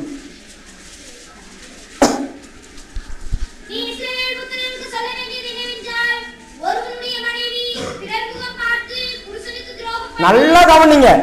ஒருவனுடைய மனைவி தன் புருஷனுக்கு துரோகம் பண்ணி பிறர் முகம் பார்த்தாச்சுன்னா உன் புருஷனுக்கு துரோகம் பண்ணிட்டேன்னு அர்த்தம். வேற யாருன்னா உன்னுடைய இருதயத்துக்குள்ளேயே உன் மனதிலேயே வந்துட்டாங்கன்னா உன் புருஷனுடைய அன்பு கொஞ்சம் கொஞ்சமா குறை. இன்னைக்கு வீட்டுல சண்டைகளும் போராட்டங்களும் பயங்கரமா வந்து காரணம் டைவர்ஸ் அளவுக்கு போற காரணம் என்ன? வேற ஒருத்தவங்க உன் இருதயத்துக்குள்ள வந்துட்டாங்க, உன் மனசுக்குள்ள வந்துட்டாங்க. அதனால இந்த வீட்டுக்கார பார்த்தா பிடிக்கல, சாப்பாடு செய்து வச்சோம், அது இல்லை இது இல்லை தாறுமாறா. நீங்க வந்து உங்க வீட்டுல சின்ன சின்ன சண்டையெல்லாம் இப்படி யோசிச்சிடாதீங்க, அந்த வேற மாதிரி போவோம். நீங்க சின்ன சின்ன சண்டை பண்ணி இப்படி நடந்துச்சோ பிரதர் சொன்னார் அப்படிதான் இருக்குமோ அப்படி சொல்லி அப்படி யோசிச்சிடாத. தாறுமாறான காரியங்கள் நடக்கும். அன்பு வித்தியாசமா போயிட்டே இருக்கும். உனக்கு பிடிக்காத காரியங்கள் எல்லாமே செஞ்சுட்டே இருப்பாங்க. காரணம் என்னன்னா வேற ஒரு அன்பு, அந்நிய அன்பு அங்கே கலந்துடுச்சு. பாண்டிச்சேரியில் ஒருத்தங்க இருந்தாங்க. அந்த ஆள் வந்து டாக்டரு, மனைவியும் டாக்டர். எதிர்க்க இருக்கிறதான ஒரு அரிசி கடைக்காரங்க கூட இவளோட தொடர்பு வந்துச்சு, கள்ள தொடர்பு வந்துடுச்சு. இவன் லேட்டாக கிளினிக் வச்சுட்டு லேட்டாக 11 மணிக்கு தான் வருவான். இவங்க வந்துட்டு இருக்கும்போது இந்த நேரத்தில் இந்த அம்மா இவர் வந்து போவார். ஒரு நாள் இவங்க 2 பேரும் உள்ளே இருக்கும்போது புருஷன் வந்துட்டார். பார்த்துட்டான், அவன் ஒன்றும் கேட்கல, போயிட்டான். 2வது வாட்டி கேட்டு ஒரு நாள் 2 பேருக்கும் சண்டை வந்துடுச்சு. இவங்க அன்பு மாயமற்று போச்சு. மாயமற்ற அந்த அன்புக்குள்ள சண்டை வந்துடுச்சு. சண்டை வந்த உடனேயும் 2 பேரும் சண்டை போட்டிருக்கிற நேரத்தில் அவன் எதிர்க்க இருக்கிறதான் அரிசி கடைக்காரன் உள்ளே வந்தான். உள்ளே வந்த உடனேயும் அரிசி கடைக்காரன் கையை பிடிச்சான். மனைவி விஷ ஊசி போட்டு சாப்பிட்டுட்டான். அவன் டாக்டர் தானே.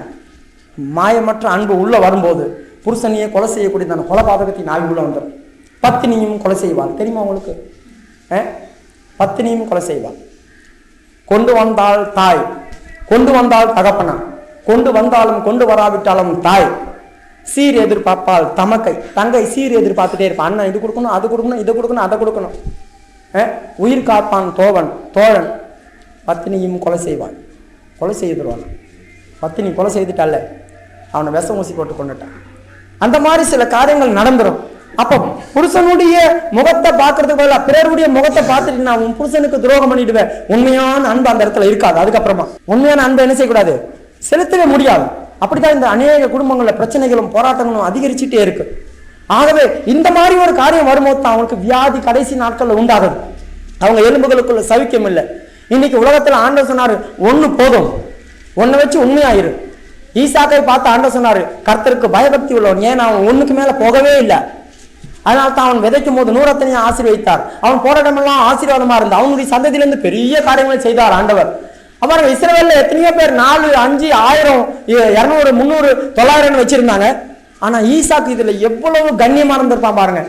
ஈசாக்கு ஒரே மனைவி தான், அதுக்கு மேல அவன் மனைவி வைக்கல. ஆபிரகாம் கூட 3 மனைவி வச்சிருந்தான். ஆனா அவனுக்கு பிறந்ததான புள்ள தன்னை பயபக்தியோடு காத்துக்கணும். அதனால தான் ஈசாக்கின் பயபக்தி உள்ள தேவன் அப்படி சொல்லியிருக்கு. ஈசாக்கின் பயபக்தி உள்ள தேவன். அதை போல இருந்தா அவன் வாழ்க்கையில எந்த நாளிலும் என்ன செய்யாது, சீர்கேடு வரவே வராது, வியாதிகள் வரவே வராது. வியாதி உள்ள வரும்போது வேதனை பெருகி போகும். கர்த்தர் எனக்காக ஒருவனை வைத்திருக்கிறார், அதுவே எனக்கு திருப்தியா இருக்கிறது. கர்த்தர் எல்லா காரியத்தையும் அவங்கள கொண்டு செய்கிறார், நான் அதுல திருப்தி படுவேன். அப்படி சொல்லி நீ இருந்தீங்கன்னா அவன் வாழ்க்கையில சண்டைகளோ சஞ்சரங்களோ, சண்டை வரதான் செய்யும். வீட்டுல நிறைய சண்டைகள் வருது, ஆனா அது பயங்கரமான காரியமா போயிடாது. சண்டை வந்தா கூட அது அமைதியா மாறும். அப்படிப்பட்டதான ஒரு சூழ்நிலைக்குள்ள வந்தா நமக்கு வியாதி வர காரணம் பாவத்தினால தான். பாவத்தினாலையும் பிரச்சனைகள்னாலையும் உன்னுடைய சரீரத்துல போர் நடக்கிறது காரியம் என்ன? உன் சரீரத்துல போராடுகிற இச்சையின் அவயவங்கள்னால தான் உனக்கு போராட்டம் வருது. ஆக அந்த இச்சையின் அவயவங்களை நீ அடக்கினா உனக்கு போராட்டம் இருக்காது. அடுத்தது நமக்குள்ள என்ன வியாதி வரும்? நம்முடைய இடுப்பு இருக்கு பாருங்க, அதுல சவிக்கல. இன்னைக்கு எல்லாருக்கும் இடுப்பு வலி, உட்கார முடியல, குறுக்கு வலி, முழங்கால் வலி. இன்னும் ஆண்டவர் சொல்றாரு அது கூட வியாதி இருக்கு. நாகம் 2வது அதிகாரம் 2வது வசனம் படிங்க. 10வது வசனம்.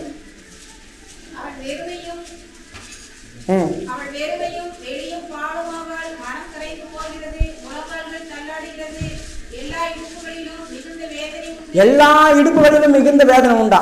இப்ப அநேகருக்கு முழங்கால், மடக்கி உட்கார முடியாது. இந்த பிரதர் என்னடானாக்கா இஷ்டத்துக்கும் இழுத்துட்டு போறாரு 12, 1 மணி வரைக்கும். 10 மணிக்கா முடிச்சா நல்லா இருக்காதா? அவ்வளோ நேரம் ஆண்டவர் சமூகத்தில் உட்காரணுமா? கால் மடக்கி உட்கார முடியுதா? கால் மடக்கி உட்கார முடியல, இடுப்பு வலிக்குது இல்ல. உனக்கு சாபம் வந்திருக்கு, வேதனை வாங்கி வச்சிருக்கேன்னு தெரிய மாட்டேங்குது.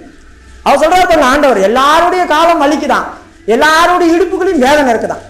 வேதனை உட்கார முடியல. இப்படி உட்காராங்க, அப்படி உட்காராங்க, அப்படி நிமிர்றாங்க, காலை நீட்டி பார்க்கறாங்க, மடக்கி பார்க்கறாங்க, அதை பண்ணி பார்க்கறாங்க, இதை பண்ணி பார்க்கறாங்க. காரணம் என்ன? உன் தேவன் வெறுமையாக்குறோம் உன் கிட்டத்துல வர்றான், வெறுமையாக்குறோம் வரான். 2:1 படிங்க.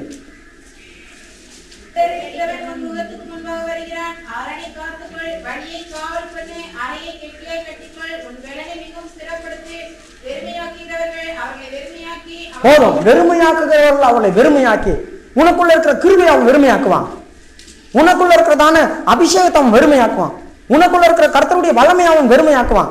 இவன் யாரு? சிதறடிக்கிறவன். உன் முகத்துக்கு நேராக வரானா? அப்ப உன் என்ன செய்யணும்? நீ உடனே உன் அரணை கட்டிக்கொள், கெட்டியாய் கட்டிக்கொள், உன் அறையை காத்துக்கொள், உன் மனதை காத்துக்கொள். நீ நல்லா ஜெபம் பண்ணு, தேவ சமூகத்துல மகிழ்ந்து களிக்கூறு. இன்னைக்கு அதெல்லாம் கொஞ்சம் கொஞ்சமா போய் வெறுமையா உட்காந்துட்டு இருக்கிறாங்க. வெறுமையா இருக்கிறதுனால கர்த்தருடைய வல்லமை அவங்க சரீரத்துல பாயுதில்லை. இன்னைக்கு பாருங்க, நம்ம அபிஷேகத்துல ஆவியில நிரம்புறோம், நமக்கு கட்டுக்கள்லாம் உடையுது. இன்னைக்கு எத்தனையோ பேருடைய அபிஷேகமே கிடையாது, பரிசுத்தாவி கிடையாது. நீ உட்காந்து இடத்த விட்டு எழும்ப பண்ணி மாதிரி உட்காந்துருப்பாங்க. உட்காந்து இடத்த விட்டு எழும்ப முடியாது. ஏன்னா கர்த்தருடைய வல்லமை அந்த எலும்புக்குள்ள பாஞ்சாதானே இந்த இடுப்பு வலி போகும். இடுப்பின் வேதனை பெருகி போச்சா? இப்ப இடுப்பின் வேதனை பெருகி பெருகி பெருகி போறதான காரணம் என்ன? கர்த்தருடைய வல்லமை உனக்குள்ள பாஞ்சு போகல.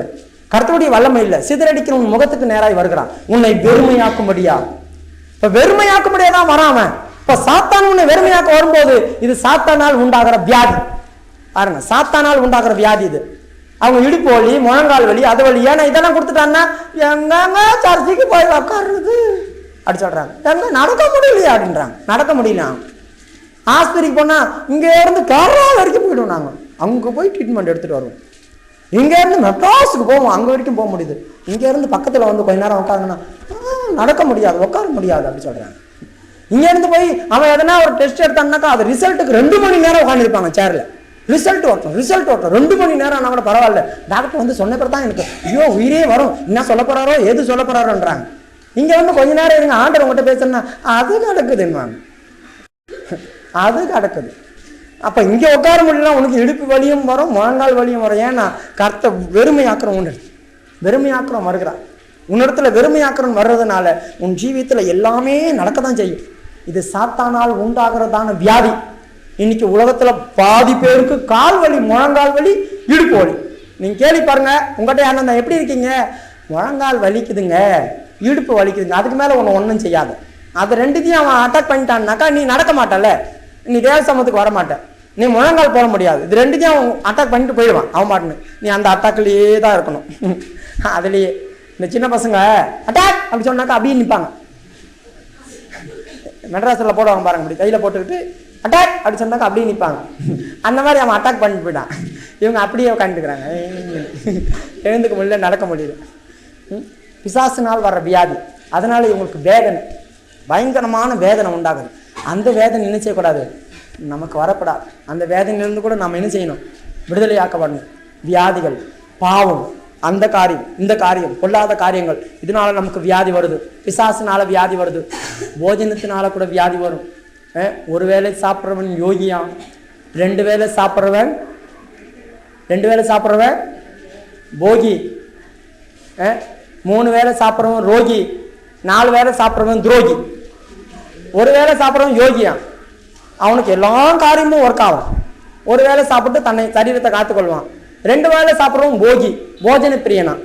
இன்னைக்கு 10 வேளை 5 வேளை தான் சாப்பிட்றாங்க. அவங்களால என்ன சொல்றதுன்னு தெரியல. 3 வேளை சாப்பிட்றவன் ரோகி, வியாதி வந்துட்டே இருக்கும். 3 வேளையும் சாப்பிடுற இந்த இன்ஜினுக்கு வேலையை கொடுத்துட்டே இருக்கிறல்ல, அது கறக்குன்னு வேலை செய்து பல்லெல்லாம் குறைஞ்சிரும். அது வெட்டி உள்ள தள்ளுதில்ல, ஜீர்ணாவதெல்லாம் குறைஞ்சிரும். பல்லெல்லாம் குறைஞ்சி வச்சுனாக்கா என்ன செய்யுது, நம்ம வண்டியா இருந்தாக்கா செயின் போட்டு எதனா ஒன்று போட்டு பல்ல முழுசா மாத்திக்கலாம். உள்ள என்னத்தை பண்ண முடியும், உள்ள ஒண்ணுமே பண்ண முடியாது. குறைஞ்சுன்னா குறைஞ்சது தான். என்ன ஆச்சு, சாப்பிட்டேன், அஜீர்ணம் ஆக மாட்டேங்குது, வயிறா வலிக்குது, ஏப்பமா வரமாட்டேங்குது, ஒன்றும் பண்ண மாட்டேங்குது, ஒன்றும் போக முடியல, அது போக முடியல, இது போக முடியலன்றாங்க. கேட்டா பல்லெல்லாம் குறைஞ்சி போச்சு. வியாதி, 3 வேளையும் 4 வேளை சாப்பிட்றவன் துரோகி. அடுத்தவனுக்கு சோறு இருக்காது, இவன் சாப்பிட்டுனே இருப்பான், 4 வேளையும் சாப்பிடுங்க துரோகி. அப்படிப்பட்டதான ஒரு சூழ்நிலை கூட என்ன செய்யக்கூடாது, நம்ம வரக்கூடாது. அதனால கூட வியாதிகள் வரும். ஆகவே எல்லா காரியத்திலும் அனுகூலமா இருக்கணும். அடுத்தது கீழே நீதிமொழிகள் 23:29 வசனம் வாசிங்க. சீக்கிரம் வாசி. நீதிமொழிகள் 23வது அதிகாரம் 29வது வசனம். போதும், இந்த இடத்துல சொல்லியிருக்கு ஐயோ யாருக்கு வேதனை. நம்முடைய சப்ஜெக்டே வேதனை தான். வேதனை எதனால வருது, இதனால தான் நமக்கு வேதனை. இப்ப நமக்கு வர வேதனை தான், ஆண்டவர் நமக்கு கொடுத்த வேதனை போயிடுச்சு. இப்போ இந்த இடத்துல நமக்கு எப்படி நம்ம வேதனை உண்டாக்கிக்கிறோம் அதுதான் இப்ப பாக்குறோம். ஆகவே இந்த இடத்துல சொல்லியிருக்கு ஐயோ யாருக்கு வேதனை. யாருக்கு வேதனை சொல்லுங்க பார்க்கலாம். யாருக்கு வேதனை, ஐயோ யாருக்கு வேதனை, யாருக்கு, குடிகாரனுக்கு. குடிகாரனை பத்தி தான் சொல்லியிருக்குது. ஐயோ யாருக்கு வேதனை, யாருக்கு துக்கம், யாருக்கு புலம்பல், யாருக்கு காரணம் இல்லாத சண்டைகள். காரணமே வராது சண்டைக்கு. குடிகாரனுக்கு காரணம் தேவையா சண்டை போடுறதுக்கு? குடிகாரனுக்கு காரணமே வேணாம். காரணம் இல்லாத சண்டைகள், காரணம் இல்லாத காயங்கள், ரத்தம் கலந்ததான அப்படி சுகப்பா கண்ணு இருக்கும், பயங்கரமா இருக்கும். அப்ப குடிகாரனால அவனுக்கும் வேதனை, வீட்டாருக்கும் வேதனை. ஏன்னா இவன் குடிச்சு குடிச்சு குடிச்சு குடிச்சு லிவர் கெட்டு போச்சு சொல்லுவாங்க. லிவர் போயிடுச்சு. நல்ல வாலிப பையன், கல்யாணம் ஆகி ஒரு 6 மாசம் கூட ஆகலை, நல்லா குண்டு குண்டுன்னு இருந்தான். திடீர்னு செத்து போயிட்டான். ஹாஸ்பிட்டல் கொண்டு போய் 2 நாள். என்ன ஆச்சுன்னாக்கா அவன் பயங்கரமான குடிப்பானா, லிவர் போயிடுச்சான். ஆனால் கல்யாணம் பண்ணி வச்சுட்டாங்க தெரியாமல். 6 மாதத்துக்குள்ள விதவாயிட்டான். எப்படி இருக்கும் பாருங்க. இவன் நல்லா ஒரு பெரிய ஒரு கம்பெனியில் வேலை செய்திருந்தான், கவர்மெண்ட் ஆஃபீஸர், பாஸ்போர்ட்டு இது பண்ணி கொடுக்குறதில்ல, ஒரு பெரிய ஆஃபீஸர். திடீர்னு செத்து போயிட்டான். எங்கள் தெருவில் தான் இருந்தான். அவனை பார்க்க ஊர்ஜனமே வந்துச்சு. ஏன்னா வாலிபனாச்சே. ஏன்னா அவன் குடிச்சு குடிச்சு அவன் லிவர் கெட்டு போயிருக்கு. அப்போ நம்ம குடிக்க குடிக்க குடிக்க நம்முடைய லிவர் என்ன செய்யும், கெட்டு போயிடும். இன்னைக்கு ஆம்பளையும் பொம்பளையும் குடிக்கிறாங்க. ஆம்பளை குடிச்சாலும் பரவாயில்ல, இந்த ஊரில் பொம்பளைங்கெல்லாம் குடிக்கிறாங்க. இன்னும் அவருக்கு நம்மளுக்கு அது தகுதியே கிடையாது. குடிப்பு ராஜாக்களுக்கு தகுதி இல்லை. பொம்பளைங்க கூட குடிச்சு விட்டு மேலாந்துட்டு கிடப்பாங்க. அப்படியா இருப்பாங்க? கேட்டால் நாங்கள் பண்டிகை தோறும் கொஞ்சம் குடித்து கொள்வோம். பண்டிகை தோறும் பண்டிகை தோறும் குடிப்பேன், அப்புறம் கடன் பிரச்சனை வந்தால் குடிப்பேன், அப்புறமா பிரச்சனை வந்தால் குடிப்பேன், ரொம்ப கஷ்டம் வந்தால் குடிப்பேன், அப்புறம் குடிச்சு நீ குடிகாரியா மாறிடுவேன். அப்படிப்பட்டதான குடி பழக்கம் நமக்குள்ள இருக்கக்கூடாது. அந்த மாதிரி ஒரு குடி பழக்கம் என்ன உண்டாகும் மனுஷனை, அவனுடைய ஜீவித்தில் இருக்கிறதெல்லாம் கொண்டுட்டே இருக்கும். ஜீவித்தில் சரீரத்தில் இருக்கிறதான எல்லா அவயங்களும் அப்படியே கொஞ்சம் கொஞ்சமாக அரிச்சிட்டு போகிறதுனால கடைசியில் அவன் ஒன்றும் இல்லாமல் என்னங்க இப்படி ஆயிட்டீங்க, குடிய ஒன்று தான் பார்க்குறேன், முடியலங்க, முடியல.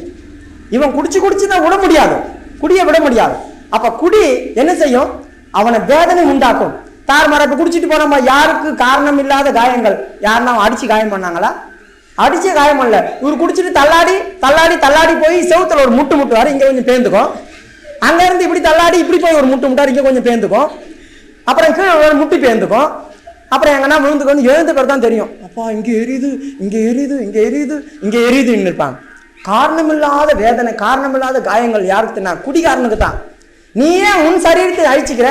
இந்த லேகன் பிசாசு தான் கல்லை எடுத்து தானே குத்திக்கும், டபக்கு டபக்கு டபக்கு நிறுத்திட்டு வேற அப்படி கத்துவான். அவன் தான் கூக்குலிட்டான். கல்லை எடுத்து தண்ணியே குத்திக்கிட்டு ஓன்னு கத்துவான். அவன் கூக்குரல் இடுவானான். அப்போ ரத்தம் வரும்போது வேதனையா இருக்கும், குத்தும் போது நல்லா தான் இருக்குது. அப்போ இவன் குடிச்சிட்டு இருக்கும் போது நல்லா தான் இருக்கும். ஆனால் குடி போதை தெளிஞ்ச ஒன்று வேதனையாக இருக்கும். மறுபடியும் போய் எதனா காசு வாங்கி சரீரம் நம்மளுடைய எரியுது, குடிச்சா தான் தெரியும் அப்படி சொல்லி மறுபடியும் குடிச்சிட்டு வந்துடுவான். மறுபடியும் குடிச்சு ஏற்கனவே கொஞ்சம் மீந்தி இருக்கு, இன்னும் கொஞ்சம் பெருசாக வீங்கி வந்துடுவார். ஒரு வீட்டில் 2 பேருக்கு அண்ணன் தம்பிக்கு சண்டை வந்துடுச்சு. சண்டை வந்த உடனே பாகப்பிரிவினை ஆக்கிட்டாங்க. பாகப்பிரிவினை ஆக்கிட்டு கொஞ்சமாக அந்த முள்ளை கொண்டு போய் அந்த பாத்ரூமில் போட்டாங்க. ஏன்னா பாத்ரூம் 2க்கு நடுவில் யாரும் பாத்ரூம் போகக்கூடாது போட்டாங்க. ரொம்ப நாள் ஆகிப்போச்சு. இவர் நல்லா இப்படி குடிச்சிட்டு வந்தார். குடிச்சிட்டு வந்து அந்த பாத்ரூமில் பேய் இருக்குதுன்னு சொல்லிட்டாங்க. இப்போ யாருமே போகிறது ரொம்ப நாள் ஆச்சுன்னா ஒன்று பேய் இருக்குது சொல்லிட்டாங்க. பேய் இருக்குது அந்த பாத்ரூமில். நைட்டானா ஒரே கரபரன்னு எலி போகுதுக்குள்ள அந்த அந்த முள்ளை இழுக்கொள்ள எலி. அப்போ கரன்னு சவுண்ட் வரணும், பேய் தான் உள்ளே இருக்குது, ஒரே ஆட்டம் போடுது. இவர் குடிச்சிட்டு வந்தார். நான் பேயை ஒரு கை பார்க்க போகிறேன் அப்படின்னு சொல்லி நேராக போய் என்ன பண்ண தெரியுமா, முள்ளெல்லாம் தாண்டி உள்ளே போய் உட்காந்துட்டார். உள்ளே போய் உட்காந்துட்டு இருக்கிறாரு. இந்த பக்கத்து வீட்டுக்காரங்கிற பாருங்க பாகப்பிரிவினை, அவரும் குடிச்சிட்டு வந்துட்டார். அவரும் குடிச்சிட்டு வந்துட்டு என்னடா அந்த பாத்ரூமில் பேய்க்குதுன்னு சொல்கிறாங்க, நான் அங்கே தான் போவேன் அப்படின்னு சொல்லி இவரை வந்துட்டார். அந்த பாத்ரூம் தான் லைட் இல்லையே. இவர் வந்து யூரின் பாஸ் பண்ணிட்டுக்கிறாரு. அவர் தலையை பாபு சாப்பிட உட்காந்து காட்டிக்கிறாரு. கொஞ்ச நேரம் பொறுத்து தெளிவு வந்துடுச்சு அவருக்கு. பார்த்தா வாசலில் எதிர்க்க ஒரு ஆள் இப்படி தடியாக நின்றுக்கிறாரு. இவர் நினச்சிட்டாரு பிசாஸ் தான் கருப்பாக உருவம் வந்துக்குதுன்னு விட்டாரு. உட்காந்துட்டு ஒக்குன்னு குத்துனோனையும் அவருக்கு இருட்டில் உள்ளே உட்காந்துக்கிறது தெரியாது. பேய் தான் அரைஞ்சிடுச்சு அப்படின்னு சொல்லி ஐயோயோன்னு முள்ளில் விழுந்து பயந்து வீட்டில் வந்து படுத்துட்டார். பயத்திலேயே இருக்கிறாங்க. ரொம்ப காய்ச்சல் வந்துடுச்சு பயந்து. இவர் வந்து சொன்னார், என்கிட்டயே வந்து வேலை காட்டினா விட்டேன் ஒன்று பீஞ்சிக்கிற மாதிரி அடிச்சேன்னு. இவர் வந்து படுத்துக்கிட்டுறாரு. இப்போ மனைவி வச்சு பேய் அடிச்சுட்டு வந்துட்டான் என் வீட்டுக்காரன். பேய் அடிச்சுட்டான். ரொம்ப பெருமையா. காலையில் என்ன தெரியுமாச்சு, குடத்தை எடுத்துட்டு இது பண்ணாங்க. அவன் 2 பேரும் பேசிக்கிறாங்க. யார் வேற ஒருத்தர்கிட்ட அந்த மாதிரி பேசுகிறாங்க. ஏன்னா இவங்ககிட்ட சண்டை இல்லை. வேறட்ட நைட்டு என் புருஷனை யாரோ பேய் அடிச்சுட்டான். இந்த மாதிரி சொல்கிறாங்க, என் புருஷன் பேயே விட்டார் ஒரு அடி. அங்கேருந்து இந்தம்மா காதில் வந்து இவன் தான் அடிச்சானான்னு சொல்லி வீட்டில் இருக்கிற பிடிச்சி வலிச்சுன்னு வந்து ஒரே அடி. காரணம் இல்லாத சண்டைக்கும். காரணம் இல்லாத சண்டை வர காரணம் என்ன? குடியினால தான் காரணம் இல்லாத சண்டை வரும். இப்படி காரணம் இல்லாத சண்டை வந்தோடனே ஒருத்தன் குடிச்சிட்டு வந்தான், மனைவி உட்காந்துட்டு இருந்தா. வந்த உடனேயும் அவள் பாட்டுன்னு உட்காந்துருந்தா. என்னடி நான் வந்திருக்கிறேன், எனக்கு சாப்பாடு போடலன்னு விட்டான் ஒரு உதை. போய் சாப்பாடு போட்டு கொடுத்தா. மறுபடியும் குடிச்சிட்டு வந்தான் மறாத நாள். இவன் நேற்று வந்து அடிச்சிட்டானே, வரத்துக்கு முன்னால் சாப்பாடு போட்டு வைப்போம் அப்படின்னு சொல்லிட்டு வந்தாக்கா, இவன் வந்து என்ன தெரியுமா செய்தான், மறுபடியும் ஒரு உதவிட்டான். நான் வந்து ஏற்கனவே சாப்பாடு யாருக்கு போட்டு வச்சேன் நீ அப்படி கேட்டேன். யாருக்கு சாப்பாடு போட்டு வச்சேன்? நான் வந்த பேர் தானே சாப்பாடு போடணும். குடிகாரனுக்கு சாப்பாடு போடலனாலும் கஷ்டம், போட்டு வச்சாலும் கஷ்டம். அவனுக்கு என் புத்தி பேதளிச்சு போயிடும். என்ன தெரியாதுன்னு காலையில் எழுந்து பண்ணுங்களாம். வேதத்தில் வசனம் இருக்கு, காலையில் எழுந்து சாராய கல்ல போய் உட்காந்துப்பாங்க. இருட்டோடு தன்னுடைய சரீரத்தை சாராயத்தினால தான் வேதனைப்படுத்துவாங்க. சாலியில் இப்போ இருட்டோட எத்தனை பேர் ஓடுறாங்க. அவன் பூட்டிட்டு கிடப்பான். அந்த அந்த இது சொட்டரில் சின்ன ஒரு கேப் போட்டிருக்கும், அதில் போய் தட்டி கிடப்பானுங்க. 2 மணிக்கும் 3 மணிக்கும் டொக்குன்னு அவன் உள்ள திட்டுவான். அவன் திறந்தா அதுலேருந்து காசு கொடுப்பானுங்க. நான் எத்தனையோ முறை பார்த்துருக்கேன். காலையில் போய் ரைன் கட்டி உட்காந்துருப்பாங்க. அதை குடித்தாதான் அவனுக்கு நிம்மதி. அவன் வாழ்க்கையில் பயங்கரமான வேதனை உண்டாக்கும். குடி பழக்கம் தான் இன்னைக்கு குடும்பத்தில் துக்கம். இன்னைக்கு அவன் குடிச்சான்னா வீட்டில் இருக்கிறவங்களுக்கு துக்கம், அவன் குடிச்சான்னா வீட்டில் இருக்கிறவங்களுக்கு வேதனை, அவன் குடிக்கும் போது வீட்டில் இருக்கிறவங்களுக்கு பயம். யாருக்கு வேதனை, யாருக்கு துக்கம், யாருக்கு சஞ்சலம்? வீட்டில் இருக்கிறவங்களுக்கு தான் சஞ்சலம். இருக்கிற பணத்தெல்லாம் கொண்டு போய் குடிச்சு நல்லா வேலை செய்துட்டு பயங்கரமாக குடிச்சிட்டு அதை அழிச்சு நாசம் பண்ணுறாங்க. வீட்டாருக்கு சந்தோஷமாக சாப்பிட முடியல, தன் பிள்ளைகளுக்கு நல்ல ட்ரெஸ் எடுத்து போட முடியாது. வீட்டில் இருக்கிற பொருளெல்லாம் கொண்டு போய் வச்சிருவான். ஒருத்தன் வீட்டில் இருக்கிற அரிசியை கொண்டு போய் மளிகை கடையில் கொடுத்துட்டு அதை போய் குடிச்சிட்டு வந்தவன் இருக்கான். அவன் ஒரு நாள் கடைசியில் பஸ் ஆக்சிடென்ட் ஆகி செத்து போயிட்டான். இந்த வாலிப பையன் தான், ஒரே ஒரு சின்ன பிள்ளை தான். அவன் வந்து இந்த டெலிஃபோன் ஆஃபீஸில் வேலை செய்தான். டெலிஃபோன் ஆஃபீஸில் வீட்டில் அவ்வளோ பிரச்சனை பண்ணுவான். எங்கள் வீட்டு எதிர்க்க தான் அரிசி இருக்கும் வீட்டில், அந்த அரிசியை கொண்டு போய் மளிகை சாலையில் கொடுத்துட்டு அதை காசு வாங்கி போய் குடிச்சிட்டு வந்திருக்கான். சாப்பாடு கூட இல்லைன்னா கூட பரவாயில்ல குடி. ஆனால் ஒரு நாள் கல்யாணம் பண்ணி ஒரு குழந்தை 6 மாதம் குழந்தை தான் பஸ்ஸில் அப்படி தொங்கிட்டு வரும்போது போதையில் விழுந்துட்டான். பேக் வெயில் ஏறி போய் செத்து போயிட்டான். 6:30 மணிக்கு வர்றாங்க, சொல்லிட்டு போயிட்டாங்க. பாருங்க, குடியினால் நம்முடைய ஜீவியத்தில் வேதனை மரணம் உண்டாயிடும். அதனால வீட்டில் இருக்கிறவங்களுக்கெல்லாம் அத்தனை பேருக்கும் வேதனை. இன்னைக்கு எத்தனையோ பேர் குடி என்ன செய்யும், அமளியை உண்டு பண்ணணும். அமளி. நீதிமொழிகள் 20வது அதிகாரம் 1வது வசனம். திராட்சரசம் பரிகாசம் செய்யும், மதுபானம் அமளி பண்ணும். திராட்சரசம் பரிகாசம் பண்ணும். பீர் குடிச்சிட்டு ஒரே கிண்டல் பண்ணிட்டு இருப்பானுங்க. ஆனால் நல்லா ராவு வேற எதுனா அடிச்சுட்டாங்கன்னு வச்சுக்க, மதுபானமும் சாராயமும் குடிச்சிட்டாங்கன்னா என்னை யாரும் அசைக்க முடியாதுன்னுவார். இவரே டைட்டாக தானே இருக்கிறாரு. என்னை யாரும் ஒன்றும் முடியாது, 10 ஏன பலம் வந்து ஒரே அடி விட்டாலும் தொப்புன்னு 4 தள்ளாடி விழுவார். அது சொல்லார், என்னை யாரும் அசைக்க முடியாது அப்படின்னு சொல்லி. அமளியை உண்டு பண்ணும். வீட்டில் வந்து வீட்டு வாசல் வந்து கத்திட்டே கிடப்பான். அதான் அமளி. லபா லபா லபா லபான்னு கத்தோம். 4 தெரு கேட்குற மாதிரி கெட்ட வார்த்தையை பேசிட்டு இருப்பாங்க. எதுக்கு பேசுறாங்க, யாரை திட்டாங்கன்னு தெரியாது. வந்து உட்காந்து என் வீட்டார ஒரு தாத்தா இருந்தார். சாப்பாடு போட்டிருப்பாங்க, குடிச்சிட்டு வந்து அப்படியே உட்காந்துருப்பாரு. அந்த நாய் வந்து சாப்பிட்டு இருக்கும். இவர் இல்லை சாப்பிட்ற வரைக்கும் பார்த்துட்டே இருப்பார். சாப்பிட்டு முடிஞ்ச உடனே அந்த காலை பிடிச்சி கரகரன்னு முடிச்சு செவிட்டி அடிச்சிருவார் மேலே. அந்த நாய் போய் 4 காலை வந்து வீசிட்டு கொஞ்ச நேரத்தில் அப்படியே அமைதியாக இருப்பார். சாப்பிட்றதுக்கு தட்டில் சாப்பிட்ற வரைக்கும் அமைதியாக தான் இருப்பான். சாப்பிட்டு முடிஞ்சுன்னு காலை பிடிச்சிக்குவான். காலை பிடிச்சி சுவட்டி அடிப்பான். அந்த மாதிரி பண்ணுவாங்க. குடிகாரனுக்கு என்ன செய்கிறோம் ஏது செய்கிறோன்னு தெரியாது. குடியினால வேதனை, அவனுக்கும் வேதனை, வீட்டாருக்கும் வேதனை. இந்த வேதனை யாரால் வந்தது? யாரோ ஒருத்தங்க அனுப்பலை, தன்னைத்தானே வேதனைப்படுத்திக்கிறாங்க. அப்படிப்பட்டதான வேதனைகள் கூட நீங்கி போகணும். அடுத்தது என்ன? ஐஸ்வர்யவான். 1 தீமோத்தேயு 6வது அதிகாரம் 10வது வசனம் வாசிங்க.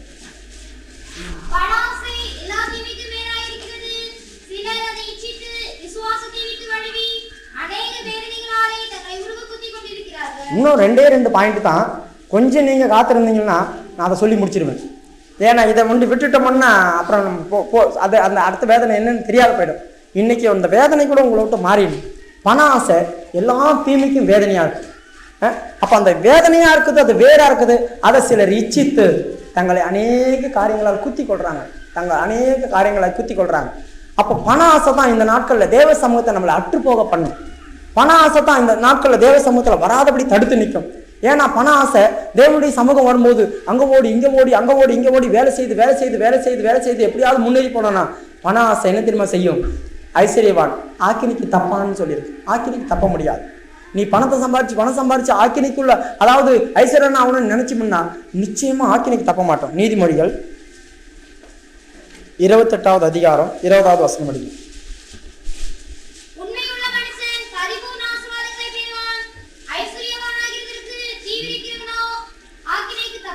ஐஸ்வர்யன் ஆகுறதுக்காக தீவிரிச்சான். தீவிரிக்கணும்னு சொல்றது என்ன? இப்போ ஒருத்தனை எப்படி ஐஸ்வர்யன், ஒருத்தனை ஏமாத்தி சம்பாதிக்கிறது, பொய் சொல்லி சம்பாதிக்கிறது, அபாண்டமாய் சம்பாதிக்கிறது, மற்றவங்க பொருளை அபகரிக்கிறது, இதெல்லாம் ஐஸ்வர்யம் ஆகிறவங்க தான் செய்யறதான காரியம். ஏன்னா அவன் எப்படியாவது முன்னேறி பணக்காரன் ஆகணும், முன்னேறி பணக்காரன் ஆகணும். பணம் நமக்கு அவசியம், பணம் நமக்கு தேவை, அதிகமான பணம் நமக்கு தேவை, நம்ம நல்ல வசதியா இருக்கணும். ஆனா கர்த்தரால் ஆசீர்வதிக்கப்பட்டால் நம் வேதனை உனக்கு கூட்ட மாட்டார் ஆண்டவர். நீ தாறுமாறா சம்பாதித்து ஆக்கணிக்கு தப்ப மாட்ட, நீ நரகத்துக்கு போயிடுவ. ஆனா சரியான விதத்துல கர்த்தர் உன்னை ஆசீர்வதித்தாருனாக்கா நிச்சயமா நம்முடைய ஜீவியத்துல ஆக்கணி வராது. கர்த்தருடைய ஆசீர்வாதம் ஐஸ்வர்யத்தை தரும், அது வேதனையை கூட்டாருன்னு சொல்லி இருக்குது. எதுல இருக்கு? அதே நீதிமொழிகள் 10வது அதிகாரம் 22வது வசனமா? நீதிகள் 10. கர்த்தர் உன்னை ஆசீர்வதித்தால் ஐஸ்வர்யத்தை தான் தரும் உனக்கு, நீ பெரிய பணக்கார ஆகலாம். ஆனா தேவன் உன்னை ஆசீர்வதித்தால், தேவன் உன்னை ஆசீர்வதித்த வேதனை கூட்டவே மாட்டார். வேதனை என்ன செய்ய மாட்டார்? கூட்ட மாட்டார். அப்ப வேதனை கூட்டுறதுக்கு காரணம் என்ன? நாம் ஆண்டவருடைய ஆசீர்வாதத்தை விட்டுட்டு நம்மளே பிரயாசப்படுறோம் பார்த்தீங்களா, அதுதான் நம்மளுக்கு உண்டாகிறதான வேதனை. நாமளே வேதனை பண்ணி வேதனைப்பட்டு நம்மளே நம்ம உருவை குத்தி கொள்றோம். இன்னைக்கு எத்தனையோ பேர் அப்படிதான் உருவை குத்தி கொள்றதுன்னு என்ன, நைட்டு முழுதும் கண்முழிச்சு வேலை செய்வாங்க. நைட்ல கண்முழிக்கிறதுனால பிரெயின் முழுதும் ஹீட் ஆகுது, முழு சரீரத்தில் இருக்கிற ரத்தம் ஹீட் ஆகுது, தூக்கம் இல்லாம ரெஸ்ட் இல்லாம போகுது. அப்ப நீ ரெஸ்ட் எடுக்க வேண்டிய நேரத்துல ரெஸ்ட் இல்லாம வேலை செய்து ஒர்க் பண்றதுனால சரீரத்துல உன்னுடைய நல்ல செல்லாம் கெட்டு போயிடும், உன் சரீரத்தில் இருக்கிற நல்ல காரியங்கள்லாம் கெட்டு போயிடும். அதனால சரீரம் பலவீனப்பட்டு போகும், இருக்க பலவீனப்பட்டு போகும், எல்லாம் மங்கிட்டு போயிடும். எந்த காரியமும் உன்னால அடுத்தது செய்ய முடியாது. ஏன்னா நான் அங்க உழைச்சேன் இங்க உழைச்சேன், அது பண்ண இது பண்ண, நீ சம்பாரிச்சு வச்சுட்டு நீ சாப்பிடணும்னு முடிவு எடுக்கும் போது அந்த நேரத்துல தான் நெஞ்சு வலிக்கும், வயிறு வலிக்கும், அது வலிக்கும், இது வலிக்கும். டாக்டர்கிட்ட போனாக்கா நீங்க அதை சாப்பிடாதீங்க, நீங்க இதை சாப்பிடாதீங்க, நீங்க அதை ஒண்ணும் பண்ணாதீங்க, நீங்க அதை தொடாதீங்க, எண்ணெய் போட்டு சாப்பிடாதீங்க, சுகர் போடாதீங்க, அதை போடாதீங்க, எல்லாம் சப்புன்னு சாப்பிடணும். ரோட்ல இருக்கிற பிச்சைக்காரன் கூட 10 வீட்டுல போய் சம்பாரிச்சு வந்து 10 வீட்டுல எடுத்துட்டு வந்து ஒரே சைக்கிள போட்டு கலந்து அடிக்கிறான். 10 வீட்டுல போறான், 10 வீட்டுல பழசு புதுசு அது இது எல்லாத்தையும் கொடுக்குறாங்க.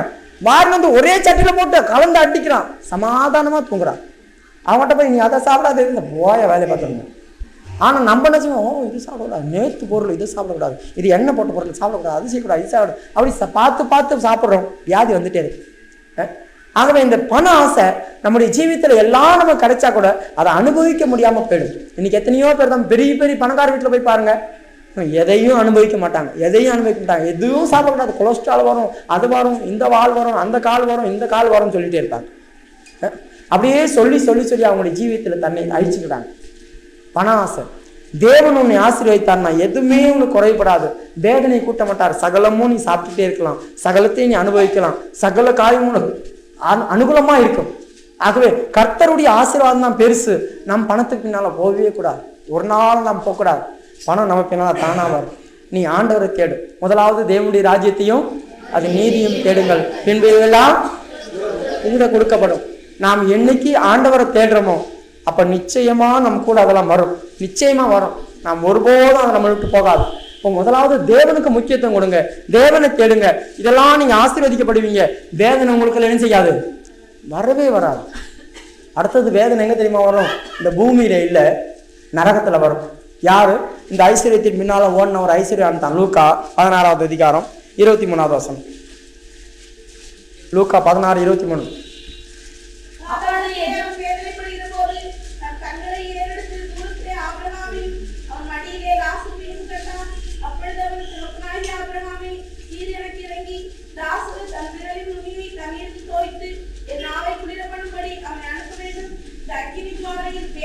பாருங்க, அந்த அக்கினி ஜுவாலையில அவன் வேதனைப்படுகிறான். அப்போ அந்த அக்கினி ஜுவாலையில அவன் வேதனைப்படக்கூடாது. வேதனை வர வர வர நமக்குள்ள என்ன உண்டாகும்? நரகத்துல அவங்க போய் வேதனைப்பட்டாங்க. இந்த பூமியில கூட வேதனை இல்லை, இந்த பூமியில படுற வேதனை பார்க்கலாம், நரகத்துல யுகமா வேதனை உண்டாகும். இவன் வேதனைப்படக்கூடியதான காரணம் என்ன? இவனுக்கு வேதனை யார் கொடுத்தது? இவன் ஏன் இந்த இடத்துக்கு போனா? இவன் போக வேண்டியதான காரணம், இந்த பூமியில அவன் சம்பூர்ணமா ஜீவித்து அனுபவித்தான் எல்லாத்தையும். ஆண்டவர் இந்த பூமியை நமக்கு தந்தார், இந்த பூமியில சகல காரியத்தையும் கர்த்தர் நமக்கு கையில் எடுத்தால், ஆனா அதை தாறுமாறா மிஸ்யூஸ் பண்ணக்கூடாது. தாறுமாறா நம்ம யூஸ் பண்ணோம்னா நாம் அங்க போய் வேதனைப்படுவோம். ஆண்டவர் சொன்னார், உனக்கு தகுதியான வஸ்திரங்களை உடுத்திக்கொள்.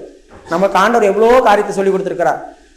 1 தீமோத்தேயு 2வது அதிகாரம் 19வது வசனம் வாசிக்கும் போது, நீ மயிரை பின்னக்கூடாது, லேடிஸ் என்னக்கூடாது, ஜடை கூட போடக்கூடாது. நீ ஆண்டவருடைய சரியான முடிய நீ பரலோகம் போகணும்னாக்கா இந்த கட்டுப்பாட்டுக்குள்ள நீ வந்துதான் ஆகணும்.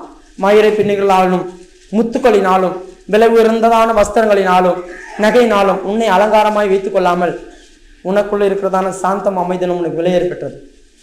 படிங்க. ஸ்திரீகளும் மயிரை பின்னுகளினாவது பொன்னினாலாவது முத்துக்களினாலாவது விலையேறப்பட்ட வஸ்திரத்தினாலாவது தங்களை அலங்கரியாமல் தகுதியான வஸ்திரத்தினால ஞானத்தினால நிறைந்திருந்தா போதும்.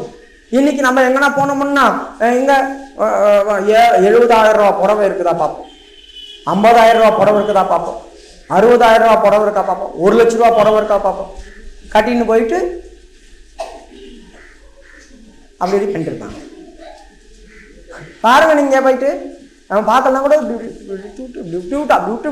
ஏன்னா எல்லாம் அவன் பார்க்கணும். அவங்க பண்ற ஆக்சன் கேட்டாக்கா நான் இவ்வளோ விலை உயர்ந்த புடவை கட்டின்னு வந்திருக்கேன். அப்போ இப்படி இப்படி பண்ணாங்களா கேட்பாங்களா, என்ன நல்லா இருக்கு புடவை எங்கே வாங்கினீங்கன்னா 70,000 ரூபாய் அப்படின்னாங்க. 70,000 ரூபாய் அப்படி சொல்லுவாங்க. நீ ஒரு நாளைக்கு இதையே கட்டி கட்டி நரகத்துக்கு போயிடுவேன். ஆண்ட சொன்னார், உன் வஸ்திரம் எப்போதும் வெண்மையா இருக்க கடவுள், உன் வஸ்திரம் எப்போதும் வெண்மையா இருக்கக்கூடாது. யூதர்கள் வஸ்திரம் எப்படிமா அந்நிய வஸ்திரம் தரித்தா உன்னை தண்டிப்பேன் ஆண்ட சொன்னாரு. அப்ப யூதர்கள் வஸ்திரம் தான் என்ன, அவங்க தோரமுறையை தான் போட்டிருந்தாங்க. ஏன்னா அவங்க மலை ஜாதி, மலையில தான் இருக்கிறாங்க, ஒரே குளிரும். அதனால அவங்களுக்கெல்லாம் ரஃப்பு பயங்கர திக்னஸா இருக்கும். அந்த ட்ரெஸ் தான் இங்க இருந்து தொண்டையில இருந்து கால் வரைக்கும் போட்டுருப்பாங்க. நம்ம என்ன பண்ணோம், எவ்வளவு குறைக்க முடியுமோ குறைக்கும், எவ்வளவு குறைக்க முடியுமோ குறைச்சிடுறாங்க.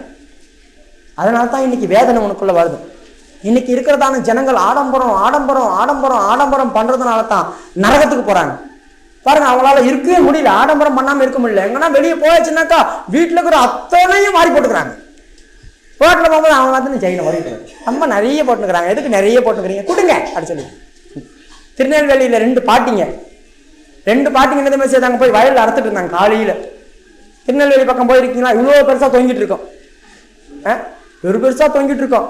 இவன் திருட வந்து பார்த்தான், வந்து பார்த்த உடனே இப்போ இவ்வளோ பெருசா குண்டு குண்டா தொங்கிட்டு இருக்குதே, பார்த்து எல்லாத்தையும் கட்டி அவன் ஒரு பூட்டு எடுத்துன்னு வந்தான். அந்த பூட்டு 2 பாட்டியுடைய காதலையும் போட்டுட்டான். ஏன்னா நீட்டா தொங்குதுல, சின்னதா இருந்துச்சுன்னா காதல போட முடியாது பூட்டு, கையை உள்ள போற அளவுக்கு தானே கேப் இருக்கும். இதை கட்டிட்டு அவன் பூட்டை மாட்டி விட்டான். 2 கேள்விங்களுக்கும் சண்டை போல இருக்கு. அவங்க ஒருத்தர் சண்டை பேசவே மாட்டாங்க. இவன் 2 பேரையும் இணைச்சு விட்டுட்டான். இப்ப 2 பேரும் இப்படியே போறாங்க. அவன் பூட்டி சாவியத்துக்கு விசிறி அடிச்சுட்டு போயிட்டான், சாவியத்துக்கு வெளியே போட்டுட்டு போயிட்டான். இவங்க 2 பேரும் ஒட்டுமையா போறாங்க. எங்க நேரா போலீஸ்க்கு திருடன் வந்து காலகிட்ட பிடிக்கிட்டு பூட்டு போட்டு போயிட்டான். திருடன் என்ன பண்ணான், அவன் போலீஸ்காரன் என்ன பண்ணான், இந்த சாவி போட்டு திறந்து பார்த்தான், திறக்க முடியல. ஆக்சாபுரம் வச்சு அர்த்தம்னா அர்த்தத்து திறந்தான். உனக்கு இது இருக்கிறதுனால தானே பிரச்சனை.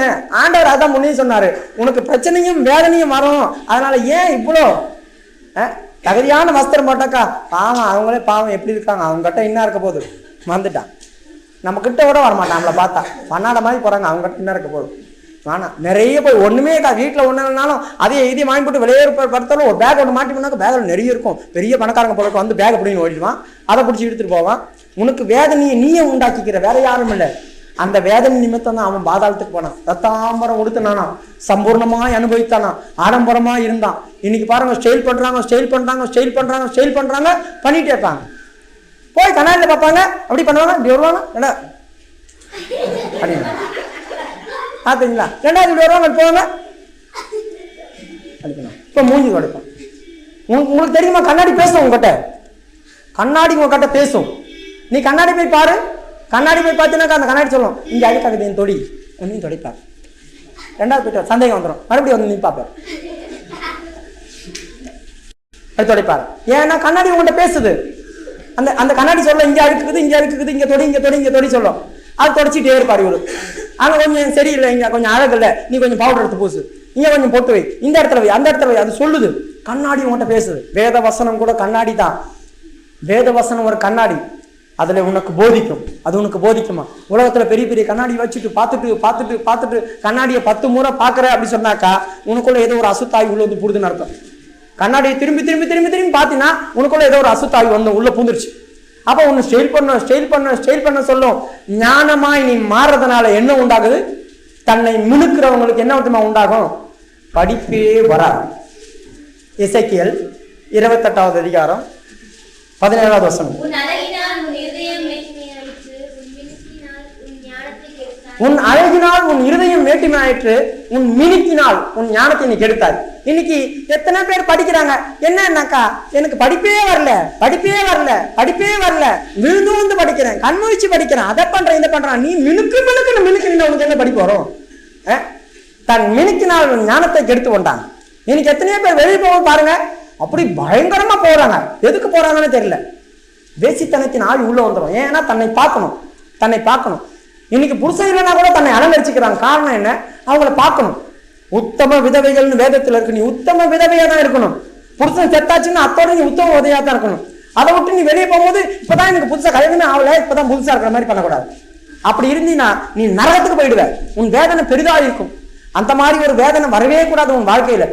நீ பாருங்க, எத்தனையோ பேர் புருஷன்னா கூட அப்படி தாறுமாறா ஜீவிக்கிறாங்க, தாறுமாறா அனுபவிக்கிறாங்க. உன் ஆடம்பரம் உன்னை பாதாளத்துக்குள்ள கொண்டு போயிடும். நீ பண்றது மாத்திரமா உன் பிள்ளைகள் அப்படியே பண்ணுவாங்க. பிள்ளைகள் என்ன செய்வாங்க? அப்படியே பண்ணுவாங்க. இப்ப பாருங்க, எசபேல் தெழுவி தன் புருஷன் செத்து போயிட்டான். பிள்ளையும் ராஜாவா இருக்கிறான். பிள்ளைய ஒருத்தன் கொண்டுட்டு வரான். எசபேலுடைய பிள்ளைய ஒருத்தன் கொண்டுட்டு வரான். அவன் ஒளிமுக வாசல் வந்தோன்னு இவன் என்ன தெரியுமா செய்தா? எழுந்து தலையை சிங்காரிக்கிறான். தலையை சிங்காரித்து கையில கண்ணில் மை விட்டு வந்து பாக்குறான். இந்த வயசுல இவளுக்கு இன்னத்துக்கு தலை சிங்காரிச்சுட்டு கண்ணில் மை வச்சுட்டு அவன் எகு ஒண்ணு பார்க்கணும். ஜன்னல் வழியா எட்டி பாக்குறா. தன் ஆண்டவனை கொண்டதான சிம்மரி சேமம் அடைந்தானான்னு எகுவை பார்த்து சொல்றா. அப்ப இவன் பண்ண ஸ்டைல பார்த்தோன்னையும் இவன் மேல இவனுக்கு ஆசை வந்துடும். ஏன்னா இவன் ராஜா ஆயிட்டானே, அதனால நம்மளை சேர்த்துப்பான் அப்படி சொல்லிட்டு தான் இவன் சிங்காரிக்கிறா. புருஷன் இல்ல, பிள்ளையும் பெருசாயிட்டான், உனக்கு என்னத்துக்கு சிங்காரிப்புன்னு கேட்கற. பயங்கர சிங்காரிச்சதுனாலதான் அவன் செத்து போயிட்டா. மேலே இருந்து கீழே தலை கீழே விழுந்தா. அவளுடைய மண்டை ஓடம் கையெலும்பு தான் அரைச்சு, மிச்சாலும் நாய் சாப்பிட்டு போயிடுச்சு.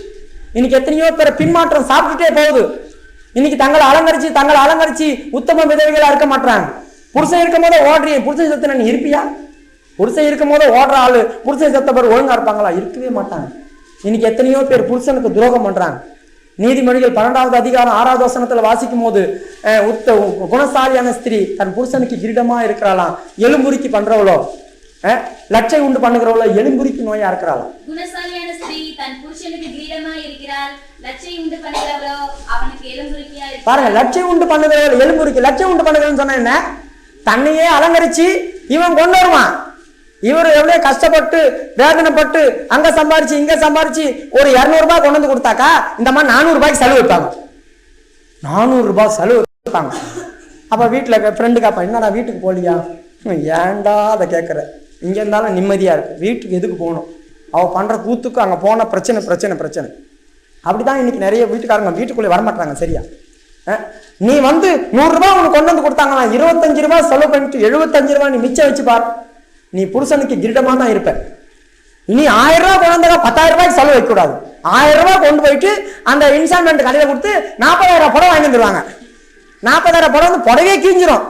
அவன் நின்று எங்கம்மா அக்கௌண்ட் வச்சுட்டேன், எங்கம்மா அடுத்த வாரம் நாங்க தரேன், புடவையே கீஞ்சி போச்சுன்னு. எதுக்கு வாங்கணும் கேட்கற. அப்ப உன்னுடைய ஆடம்பரத்துக்காக நீ ஏன் வேதனை பட்டுக்கிற? உன்னை யாருன்னா வரும்போது பயந்து எதுக்கு ஓடணும்? நம்முடைய எந்த காரியமும் ஆடம்பரத்தை மற்றவங்களுக்கு காட்டணும்னா நிச்சயமா இந்த பூமியிலையும் வேதனை, பாதாளத்திலையும் வேதனை. அந்த மாதிரி ஒரு வேதனை நமக்குள்ள வரவே கூடாது. இந்த வேதனையெல்லாம் எங்க நீங்கும்? நம்முடைய வேதனை எல்லாம் பிள்ளை பெறும்போது பயங்கரமா இருக்கக்கூடாது. உன்னத பாட்டுல ஒரு வசனம் இருக்கு, அவள் அத்தி மரத்தின் கீழ் வேதனையோடு தன் பிள்ளையை பெற்றாலாம். இன்னைக்கு பிள்ளைங்க படுறதான காரியம் இருக்கு பாருங்க. பிள்ளை பெறும்போது இருக்க வேதனை கூட அவங்க வளரும் போது தான் பெற்றவங்களுக்கு அதிகமாக வேதனை இருக்கு. அவள் பிள்ளையோடு வருத்தப்பட்டு தன் பிள்ளையை பெற்றா, வளரும் போது ஏன் தான் பெத்தணும் இருக்குது அப்படி சொல்லுவாங்க. பிள்ளைங்க பண்றதான கூத்து பயங்கரமா இருக்கு. பெத்தவங்க சொல்றாங்க ஏன் தான் பெத்தணும். அந்த வேதனை தான் தாங்க முடியல. அந்த வேதனை கூட உன் ஜீவியத்துல வரக்கூடாது. உன் பிள்ளைகளால அந்த பாருங்க, இந்த நீதிமொழிகள் 30வது அதிகாரத்துல பிள்ளைகளால அவள் சந்தோஷப்பட்டா. பிள்ளைகளும் பெற்றோரால் சந்தோஷப்படுது. அந்த மாதிரி ஒரு குணசாலியான ஸ்திரியா நீ மாறணும். உன் ஜீவியத்துல வேதனை வரக்கூடாது. இந்த வேதனை என்ன செய்கிறா? நீ பிள்ளை பெறும்போது வேதனையா பெறாம, ஏசாயா 66:7 வாசிக்கும் போது நீ பிள்ளை பெறும்போது வேதனை இல்லாம பிள்ளை பெற்றணும். நீ எந்த காரியம் செய்யும் போதும், ஒரு சின்ன வேலை செய்தாலும், ஒரு சின்ன ஒர்க் பண்ணாலும் உனக்கு வேதனையே வரக்கூடாது. நீ கஷ்டப்பட்டு பிள்ளை பிறக்க கூடாது, கஷ்டப்பட்டு நீ சம்பாதிக்க கூடாது, கஷ்டப்படாமையே நீ சம்பாதிக்கணும். அதுதான் படிங்க. பாருங்க, பிரசவ வேதனை வரும்னு பெற்றுட்டா. கர்ப்ப வேதனை வரதுக்கு முன்னால் ஆண் பிள்ளையை பெற்றெடுத்துட்டா. உன்னுடைய ஆவிக்குரிய ஜீவித்துல ஒரு ஜெயம்னாக்கா நீ வேதனைப்பட்டு அலறி நீ ஜெயம் எடுக்கூடாது. நீ ஒரு காரியம் செய்ய போற, நீ ஒரு வேலை செய்ய போறனாக்கா வேதனைப்பட்டு அந்த பணத்தை சம்பாதிச்சு வந்து எங்கே கொடுக்க கூடாது. நீ வேதனை படுறதுக்கு முன்னாலே பிள்ளை பெற்று எடுத்துடணும். நான் சுலபமா இந்த வேலை எனக்கு ரொம்ப ஈஸியா இருந்துச்சு, எனக்கு எந்த கஷ்டமும் இல்லை, கர்த்தர் எனக்கு கொடுத்த இந்த கொஞ்சம் பணத்தை வச்சு நான் சந்தோஷமா இருப்பேன், அப்படி போயிடு. அது உனக்கு வேதனையை உண்டாக்காது. பிள்ளை பெறதுக்கு முன்னால உன் வேதனை வர்றதுக்கு முன்னால பிள்ளை பெற்றுட்டா, கர்ப்ப வேதனை வரதுக்கு முன்னால ஆண் பிள்ளையும் பெற்று எடுத்துறா. அதுதான் நம்முடைய ஜீவித்துல இருக்கணும். அப்படி வரணும், நான் என்ன செய்யணும்? கர்த்தரிடத்துல வரணும். மத்தேயு 4வது அதிகாரம் 24வது வசனம் வாசிங்க.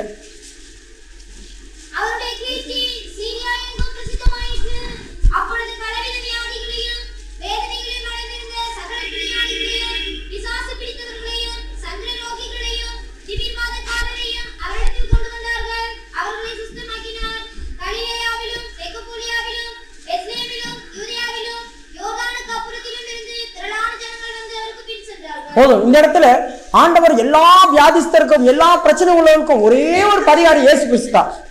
இன்னைக்கு ஒவ்வொரு வேதனைக்கும் ஒவ்வொருத்தரும் நம்ம போறோம். ஆனா இந்த இடத்துல சொல்லி இருக்குது, சந்திரரோகிகள், திமிரவாதக்காரர்கள், சப்பானிகள், கூடர்கள், செவிடர்கள், வியாதிஸ்தர்கள், பிசாசு பிடித்தவர்கள் எல்லாருமே இயேசு கிட்ட தான் வராங்க. அப்ப இயேசு அவர்கள் வேதனையை நீக்கினார். இயேசு அவர்களை வேதனையை நீக்கினார். இந்த உலகத்துல வேதனை படுறவங்களுடைய வேதனையை நீக்கிறதுக்கு ஒரே ஒருத்தர் இயேசு ஒண்டிதான், வேற யாரும் நீக்க முடியாது. உலகத்துல எந்த அவதாரம் வந்து நீ இடத்துல வா, என் பாரத்தை நான் சுமக்கிறேன்னு சொன்னதே கிடையாது. ஏசாமி ஒன்றுதான் சொன்னார், வருத்தப்பட்டு பாரம் சுமக்கிறவர்களே நீங்கள் என்னிடத்துல வாருங்கள், நான் உனக்கு இளைப்பாறுதல் தருகிறேன். அவர் தான் இளைப்பாறுதல் தருவேன்னு சொன்னார், வேற எந்த அவதாரமும் சொல்லவே இல்லை. பயப்படாதன்னு இயேசுதான் சொன்னார், வேற எந்த அவதாரமும் சொல்லவே இல்லை. உலகத்துல எத்தனையோ தெய்வங்கள் இருக்கு, நான் உன்னோடு கூட துணை நிற்கிறேன்னு சொன்னதில்லை. கர்த்தர் தான் சொல்றார், நான் உனக்கு துணை நிற்கிறேன், பயப்படாதே, நான் உன்னை வழிநடத்துவேன்னு சொல்றது ஆண்டவர் தான். அப்ப அவரிடத்துல வரும்போது உனக்கு பரிகாரம் உண்டு, வேதனை நீங்கப்படும். எல்லா வேதனையிலும் கர்த்தர் நீக்கினார். எல்லா வேதனையிலும் கர்த்தர் நீக்கினார். கொஞ்ச நேரம் நாம் கண்களை மூடுவோம். இன்றைக்கு ஆண்டவருடைய சமூகத்துல உன் வேதனை நீங்கட்டும். கர்த்தரால் விடப்பட்ட சாபம் இல்லை. ஆண்டவரே, என் நிமித்தம் நானே வேதனையை உண்டாக்கிட்டேன்னா, எந்த காரியத்திலேயாவது என் வேதனை எனக்குள்ள வந்துருச்சா, இன்னைக்கு அந்த வேதனை நீங்கி விட்டு சாமி. ஒண்ணு சாபம் நீங்கணும்னா கல்வாரி இடத்துல போகணும். உன்னால வந்த வேதனை உனக்கு உண்டாயிடுச்சுனாக்கா நீ எங்க போகணும்? இயேசு இடத்துலதான் போகணும். ஆண்டவரே, நீர் ஒருவர் தான் பரிகாரி, நீர் தான் என் வேதனை நீக்கக்கூடியவர். உம்மிடத்துல வருகிறேன், என் வேதனை நீக்கும்.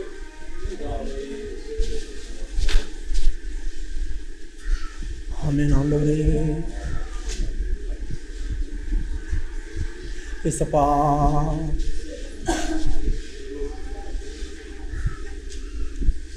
ஒவ்வொருவருக்கும் ஒவ்வொரு வேதனைகள் இருக்கு. எத்தனையோ பேர் பலவிதமான வேதனையில கஷ்டப்படுகிறார்கள். உண்மையாகவே உன் வேதனைகள் நீங்க வேண்டுமானால், ஆண்டவரே இந்த வேதனை என் நிமித்தமா என்று நீ ஒத்துக்கொண்டால், நிச்சயமாய் கர்த்தர் இந்த வேதனையை விட்டு உன்னை நீக்குவார். எந்த காரியத்தில் இருந்தாலும், எந்த நிலவரத்தில் இருந்தாலும் உன் வேதனைகள் நீங்கப்படும். உன் மரணம் கர்த்தருக்கு பிரியமா இருக்கட்டும். நீ மரிக்கும் பொழுது வேதனையோடு மரிக்க கூடாது. வியாதி உன்னை வேதனைப்படுத்தக்கூடாது, பிசாசு உன்னை வேதனைப்படுத்தக்கூடாது, பண காரியங்கள் உன்னை வேதனைப்படுத்தக்கூடாது. எந்த காரியமும் உன்னை வேதனைப்படுத்தாதே, உன்னை நீயே வேதனைப்படுத்திக் கொள்ளாதே. கர்த்தர் உன்னோடு கூட இருக்கிறார். அவர்தான் வேதனை நீக்கி சௌக்கியத்தை அளிக்கிறவர். எல்லா வேதனைக்கும் பரிகாரி இயேசு கிறிஸ்து மாத்திரமே. அவரை இல்லாமல் உன்னை விடுதலை ஆக்கப்பட முடியாது. அவரை இல்லாமல் உனக்கு சொந்தம் இல்லை, அவரை இல்லாமல் உனக்கு விடுதலை இல்லை. ஒரு வாட்டி அவரை பார்த்து அப்பா என்று கூப்பிடு. அப்பா என்று நீ கூப்பிட்டால் நிச்சயமாக கர்த்தர் ஓடோடி வருவார். ஒரு ஜனமாகிலும் ஓ மனுஷனுக்காகிலும் அவர்